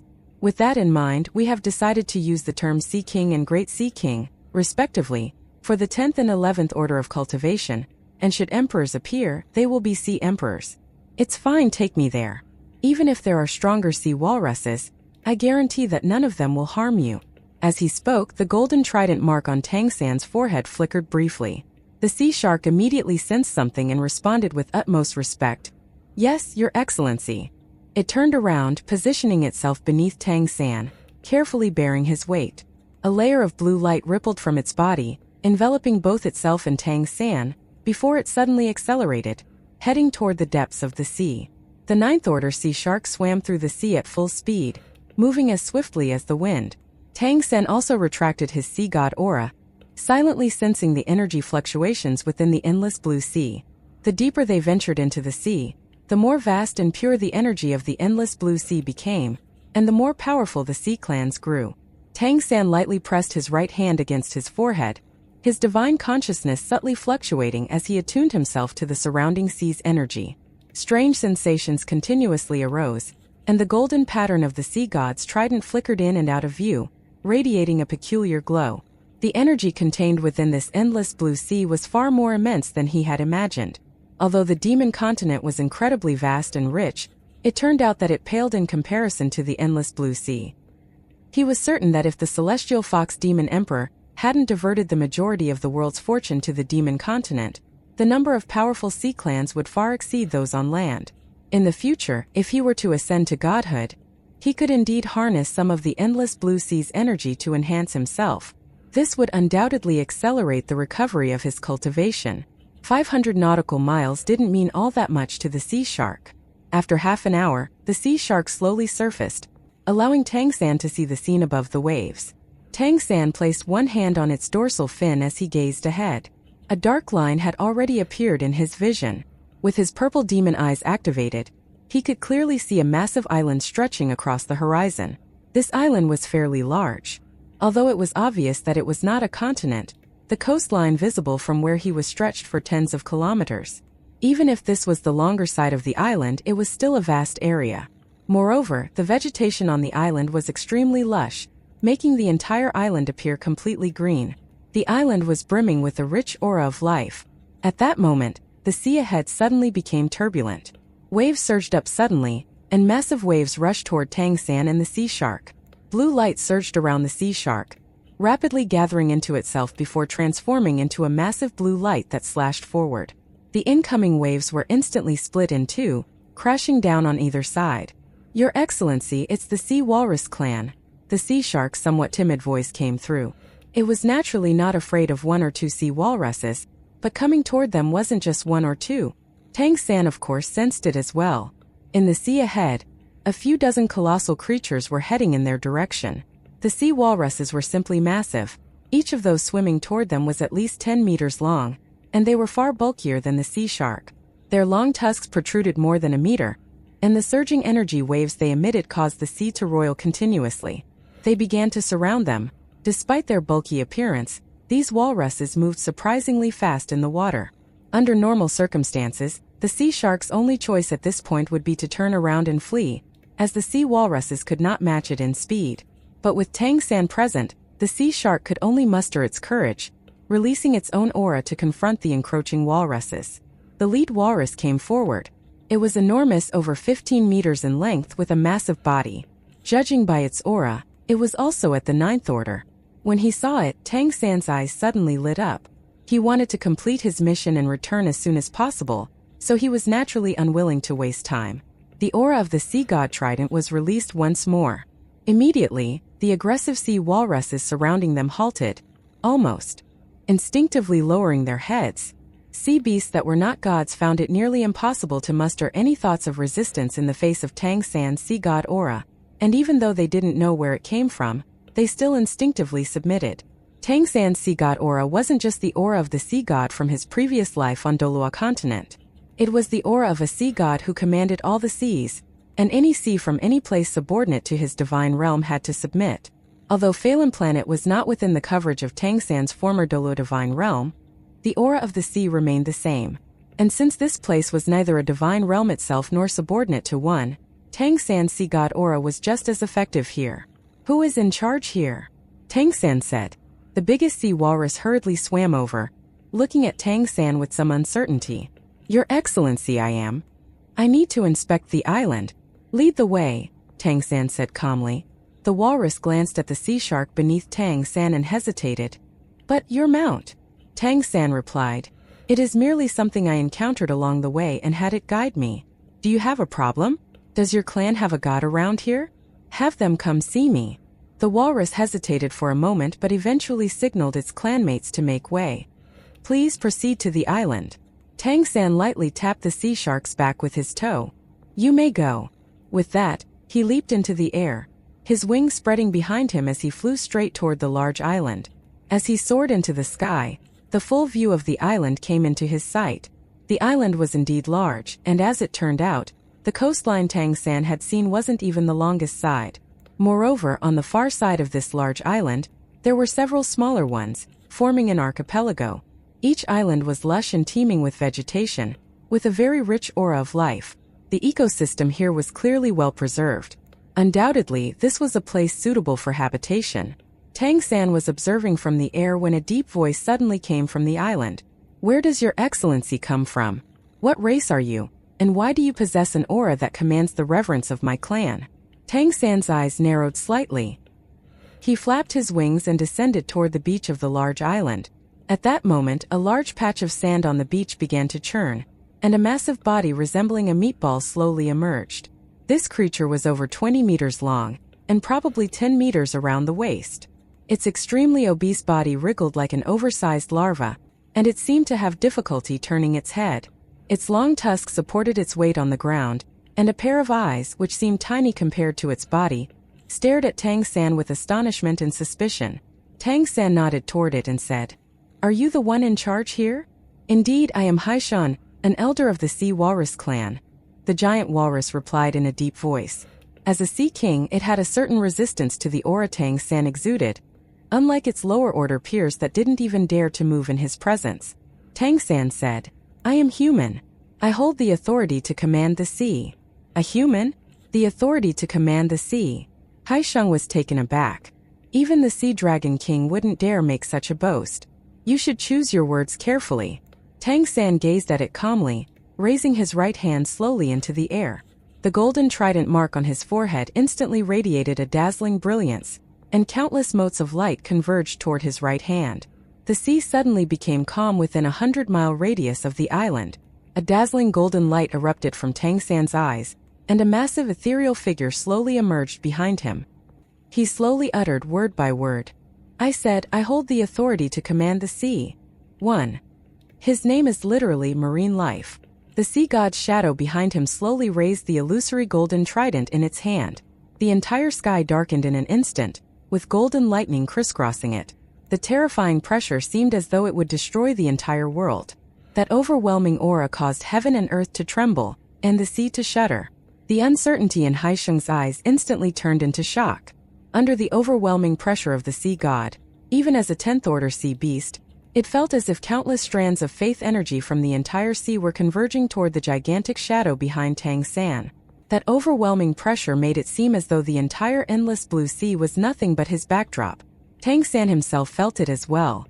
In this endless blue sea, using the sea god's divinity was countless times easier than on land. His own divine consciousness was barely consumed. Even just the faith energy gathered from the endless blue sea was enough to sustain the sea god's shadow. But in the next moment, he withdrew his right hand, and the gigantic shadow behind him transformed into rings of golden light, merging into his body and silently disappearing. The dark clouds and lightning in the sky froze in midair, slowly dissipating. Tang San naturally didn't dare to actually activate the sea god's power. The sea was his domain, and here he could undoubtedly exert far greater power than on land. But the problem was that if he unleashed this power, the heavenly tribulation would instantly descend. Just now, he had briefly summoned this power precisely to use the might of the heavenly tribulation to suppress this god-level sea beast before him, but he had to quickly pull back, or the heavenly tribulation would really come. Just in that brief moment, Tang San felt a shudder deep within his soul. The aura of this heavenly tribulation was more than twice as powerful as Mei Gongzi's 6 Directions 8 Desolations Golden Fiend Tribulation. He had a feeling that the worst scenario he feared might indeed come to pass. Taking a deep breath, he suppressed the instinctive fear that had arisen within him. Looking at the Sea Walrus clan elder now prostrating before him, Tang San calmly said, "Any doubts now? And no more." Hai Shang's voice clearly trembled. It couldn't help it. The aura that had just appeared in the sky like the very fury of heaven had caused even Tang San, a former god king, to feel fear deep in his heart. How much more terrifying must it have been for Hai Shang, who was merely a sea king? It was an aura of unimaginable horror, so mighty that it seemed as if it could obliterate everything in this world. To control such energy, and to be favored by the endless blue sea, meant that calling oneself the master of the sea was no empty boast. Tang San said, "Get up and answer me." Igriages.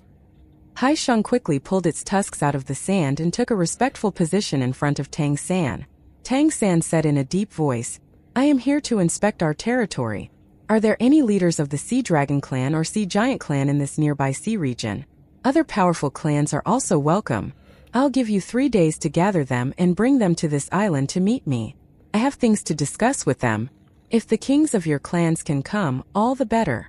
Hai Shang looked up at Tang San, but it did not ask any further questions and just nodded repeatedly. "I'll go right away." With these words, it twisted his massive body and quickly rolled toward the endless blue sea. As the seawater gradually engulfed its plump body, Tang San finally turned toward the large island he was on. Such a massive island, with an area of hundreds of square kilometers, could easily accommodate a population of 1 million. His visit this time was not only to find a place suitable for human habitation but also to resolve the issues between humans and the sea clans. Only with the support of the sea clans could humans truly live and work here peacefully. He released his spiritual power outward, scanning the island. This large island was teeming with life, and naturally had a rich concentration of water elemental energy. Life originates from water and sunlight, and both were abundant here. There were some sea walruses on the island, mostly gathered near the beaches. While there were other creatures inland, none had particularly strong auras. Judging from the energy and life aura here, it was perfectly suitable for human habitation. In terms of distance, this place was around 800 nautical miles away from the eastern coast of Kali City. It was not close by any means, and therefore if humans could be transported here, their safety was practically assured, as long as the sea clans did not attack them. Tang San had been thinking a lot about how to help humans solve their plight on the demon continent. But the more he pondered it, the more he realized that it was an incredibly difficult task. The demon and nymph clans had ruled the demon continent for many years, with powerful beings as numerous as the clouds. Humans, on the other hand, lacked even the innate talent for cultivation. They had to rely on inheriting the bloodlines of demon and nymph clans to be able to cultivate, and even then, their achievements were limited by the strength of their bloodlines. In the future, if Tang San could return to the God King level, he wouldn't be able to remain in this plane. As a former true god and the ruler of a divine realm, he understood well that a plane could not be forcibly interfered with or altered by external forces, as that might end up causing its destruction. Therefore, if humans truly wanted the right to survive, they first needed to develop a path of cultivation suitable for themselves, rather than relying solely on intermarriage with demon and nymph clans to obtain bloodline power. And secondly, humans needed their own space to develop their own civilization. Only then would they have the time and leisure to focus on cultivation. The main problem at hand, however, was not the amount of time this would take. It was that with things as they were now, the process couldn't even start. The demons and nymphs were just too powerful, and they completely suppressed humans. From what the White Tiger Demon Emperor had said that day, Tang San understood that if nothing changed, no matter how much time passed, it was impossible for humans to create a good living space for themselves. The demon and nymph clans simply wouldn't give them the opportunity. What should be done about this? How could these fundamental problems be changed? Tang San pondered for a long time but found no answer. The mysterious heaven technique could be taught to ordinary people, yes, but if too many ordinary people cultivated it, and if they succeeded, the ability to devour bloodlines would inevitably be exposed. That would not bring opportunity to humanity, but rather bring about doom. Later, Tang San thought the first step was to carve out a safe living space for humanity. Since the demon continent did not offer them one, they had no choice but to develop overseas. This was one of the reasons for his current voyage. At the same time, he also wanted to take this opportunity to learn more about the current situation of the sea clans. The endless blue sea was vast, almost boundless, hence the name. Even when he was at the seaside earlier, he could already sense the immense resources that this vast sea held. His earlier exchange with the sea shark had allowed him to confirm some of his earlier conclusions. The sea clans could go no further than the Great Sea King level, and this was because the entire planet's fortune had been gathered by the Celestial Fox clan on the Demon Continent, more precisely in the Ancestral Court. Under these circumstances, the sea clans couldn't produce an emperor. No matter how strong a plane is, there are limits. 16 emperors seems to be the current capacity, or at least this is the limit set by the Celestial Fox clan in order to ensure balance. In other words, if we want to develop and break the dominance of the demon and nymph clans, the simple and direct method is to eliminate several of the existing emperors and disrupt the concentration of fortune, allowing the plane's fortune to cover the entire planet once again. This would solve things on a fundamental level. But that's easier said than done.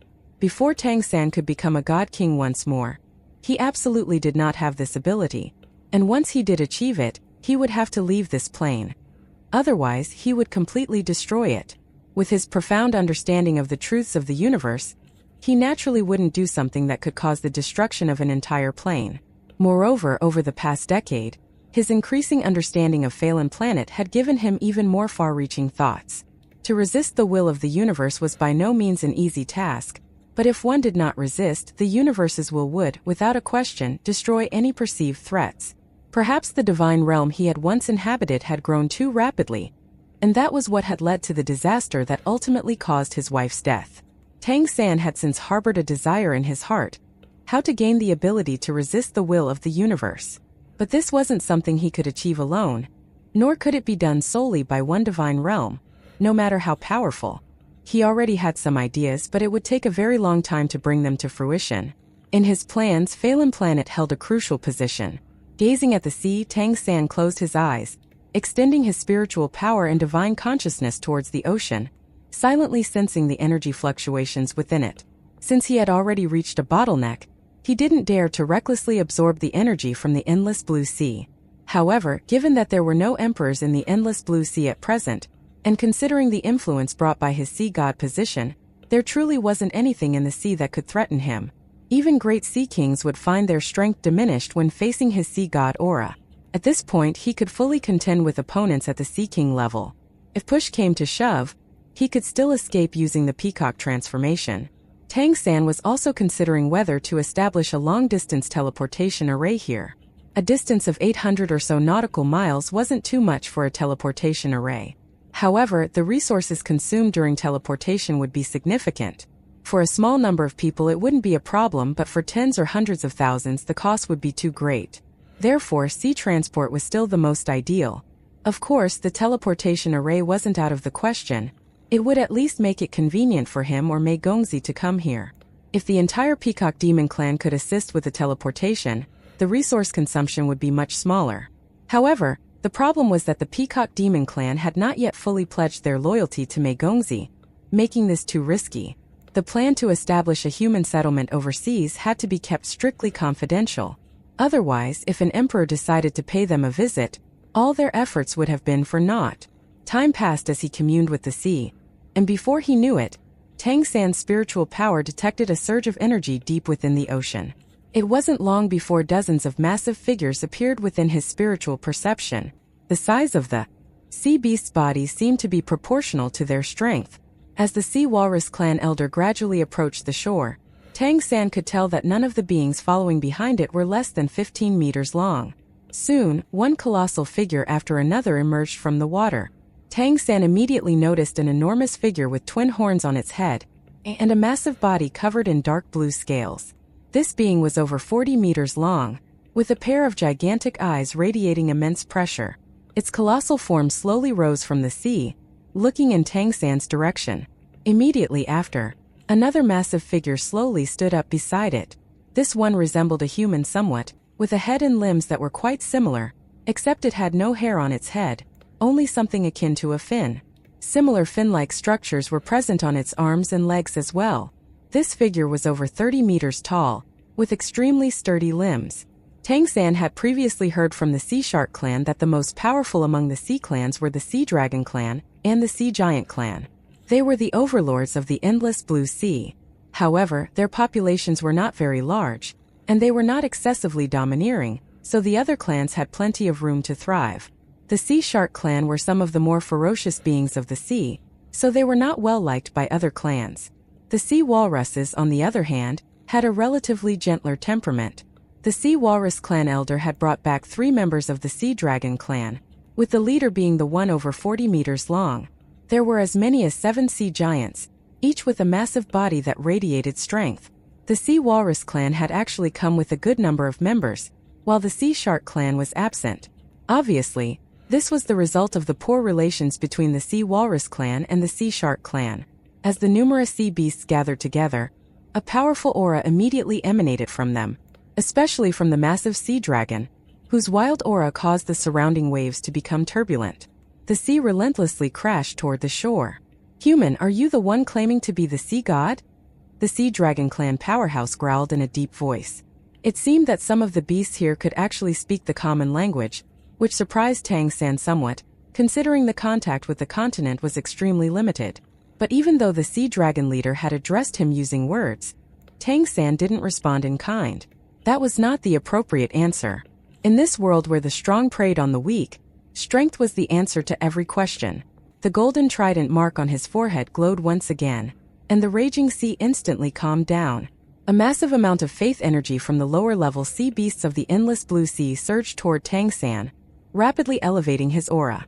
Although he could not absorb these energies for cultivation to avoid triggering a heavenly tribulation, using the faith energy to activate the sea god's trident's aura posed no problem. This time, Tang San really had to refrain from triggering the heavenly tribulation again. He was concerned that if he overdid it and couldn't control it, it would lead to big trouble.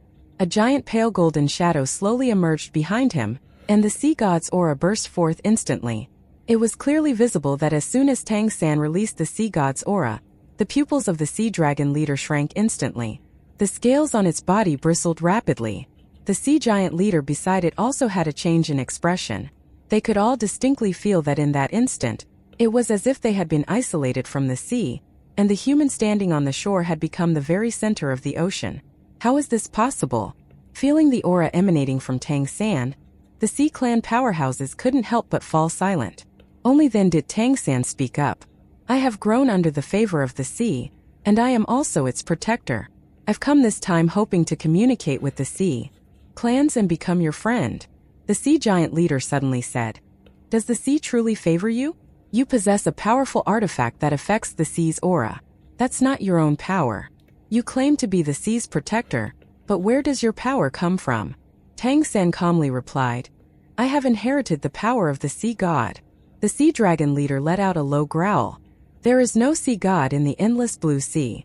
Tang San glanced at it and coldly replied, "That was before. Now there is." The Sea Dragon let out a roar toward the sky, and blue light surged around it. Its massive body gradually shrank, transforming into a humanoid form that hovered above the sea. "Cunning human, you're not even a sea king, so what gives you the right to speak such grand words? Do you intend to control our sea clans?" Tang San calmly replied, "Whether I'm a sea king or not is irrelevant. I can bring a future to the sea clans." The Sea Giant leader frowned and asked, "What future?" Tang San said, "A future where the sea clans can also have their own emperors." The Sea Giant leader and the Sea Dragon leader were both stunned momentarily. The Sea Walrus clan elder beside them exclaimed in surprise, "Are you serious? If that's true, then we..." Before it could finish speaking, the Sea Dragon clan leader cut it off. "How can you believe him just like that? Human, if you have the guts, fight me. If you can defeat me, then I'll believe you." Tang San frowned slightly. He could sense that these sea beasts were not particularly high in intelligence, with the Sea Giant clan being marginally better in this regard than the Sea Dragon clan. If the sea clans and humans were to coexist peacefully in the future, he would have to employ both kindness and authority. "Very well. Then I'll prove it to you. On land or in the sea?" Tang San asked. The Sea Dragon leader replied, "Since you claim to be the sea god's envoy, then naturally, it should be in the sea." Tang San nodded, took a step forward, and with the wings of his rock dragon transformation spreading behind him, he flew above the sea. The sea dragon leader turned to the sea giant leader and the sea walrus elder beside him and said, "Step aside.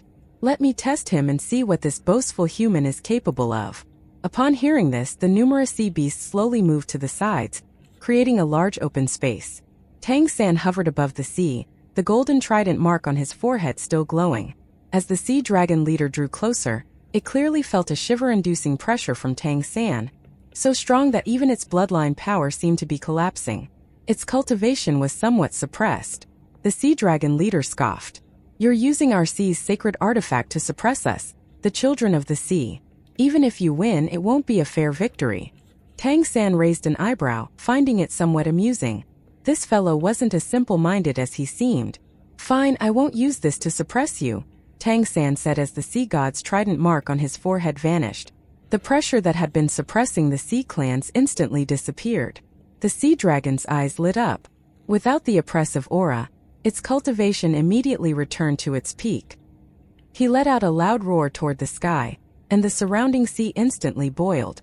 It didn't change back into sea dragon form, however. Still in human form, it grasped at the air with its right hand, and immediately streams of blue light surged from the sea, forming into a deep blue spear in its palm. In the next moment, the deep blue spear was heading straight for Tang San's chest. Tang San's gaze remained calm as he threw a punch. Seeing that his opponent didn't dodge, the sea dragon leader was somewhat surprised. It could sense that the human hadn't reached godhood. Meanwhile, as a member of the sea dragon clan, not only was it innately extremely powerful, but its power was even greater while in the sea. Yet this puny little human was fighting it head-on? The blue light shattered and scattered, dispersing into pure water elemental energy. Yet Tang San, suspended in midair, remained utterly unmoved. Indeed, Tang San was not a god just yet. However, his physique was far superior to that of an ordinary being who had already undergone the tribulation. With the golden armor combined with the fresh blue adamant emperor, and further enhanced by the lion-tiger golden force of the lion-tiger transformation, if Tang San focused entirely on defense, his defensive power was so formidable that even an offensive-oriented 10th-order demon would struggle to break through. He had indeed made significant progress. Not bad. The sea dragon leader's eyes lit up. It was naturally combative, so it immediately became eager to win upon seeing Tang San punch through its attack. It roared again, the sea surged and boiled once more, and water dragons formed from the ocean shot into the sky, spiraling around Tang San. The dense water energy roared violently. In the next moment, the water dragons rushed at Tang San. Tang San's eyes shone brightly, and a mote of golden light lit up on his forehead, then quickly spread across his entire body. An intensely scorching bloodline aura erupted from him. The moment his bloodline aura was released, all the sea clans around him felt as if a furnace had appeared in the ocean, a golden blaze like the core of a newborn sun. The fierce fluctuations of Tang San's bloodline aura even caused their skin to sizzle. Golden armor covered his entire body, and enormous claws, each over a meter long, adorned his fingers. His height swelled to 3 meters, a titanic golden-armored warrior. As the water dragons neared him, most were instantly evaporated, and the rest were torn apart by his claws. Not a single water dragon could reach him. The sea dragon leader felt it most profoundly. Tang San's scorching bloodline aura brought it a sense of oppression. Yet it was not the same as the suppression it felt from that divine artifact's aura. No, it was a suppression on the bloodline level, the sheer intensity of which the sea dragon leader had never encountered before. Around Tang San's armor, the air distorted slightly, the sign of a slight rejection from the plane itself. In the next instant, the wings on Tang San's back, metallic feathers now also imbued with the golden armor's aura, flapped forcefully, unleashing a wild burst of power. The dragon rock transformation instantly brought his speed to its peak.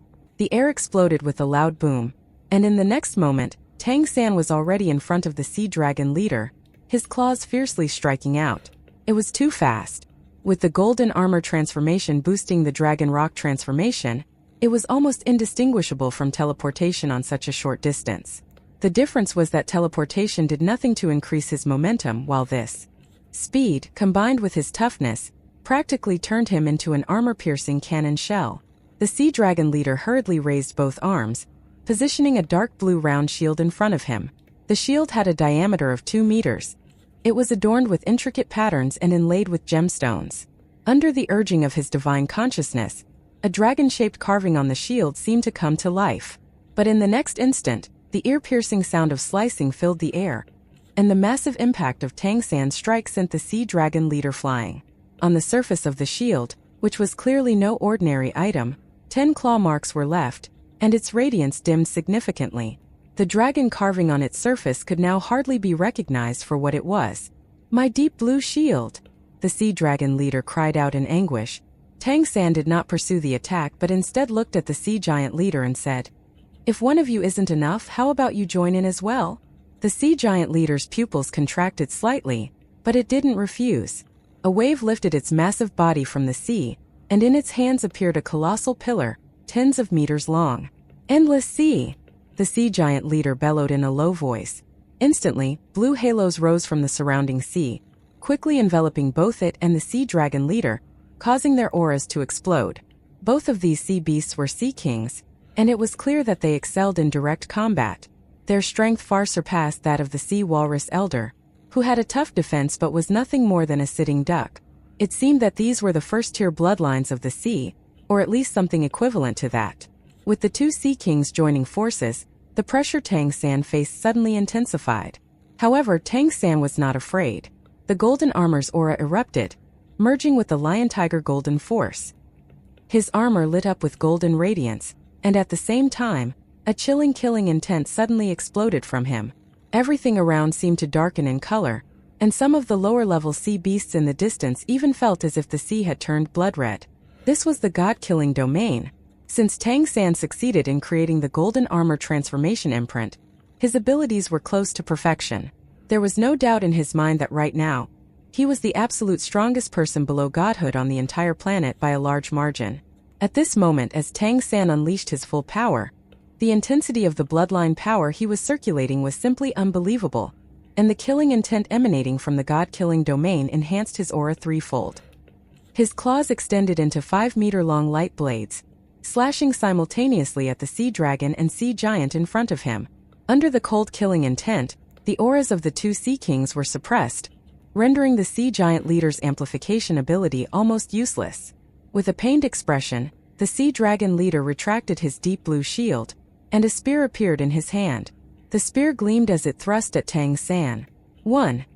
In order to avoid padding the word count with the blue-silver emperor imprint fused with the adamant nymph bloodline imprint every other chapter, we will be using the term blue adamant emperor.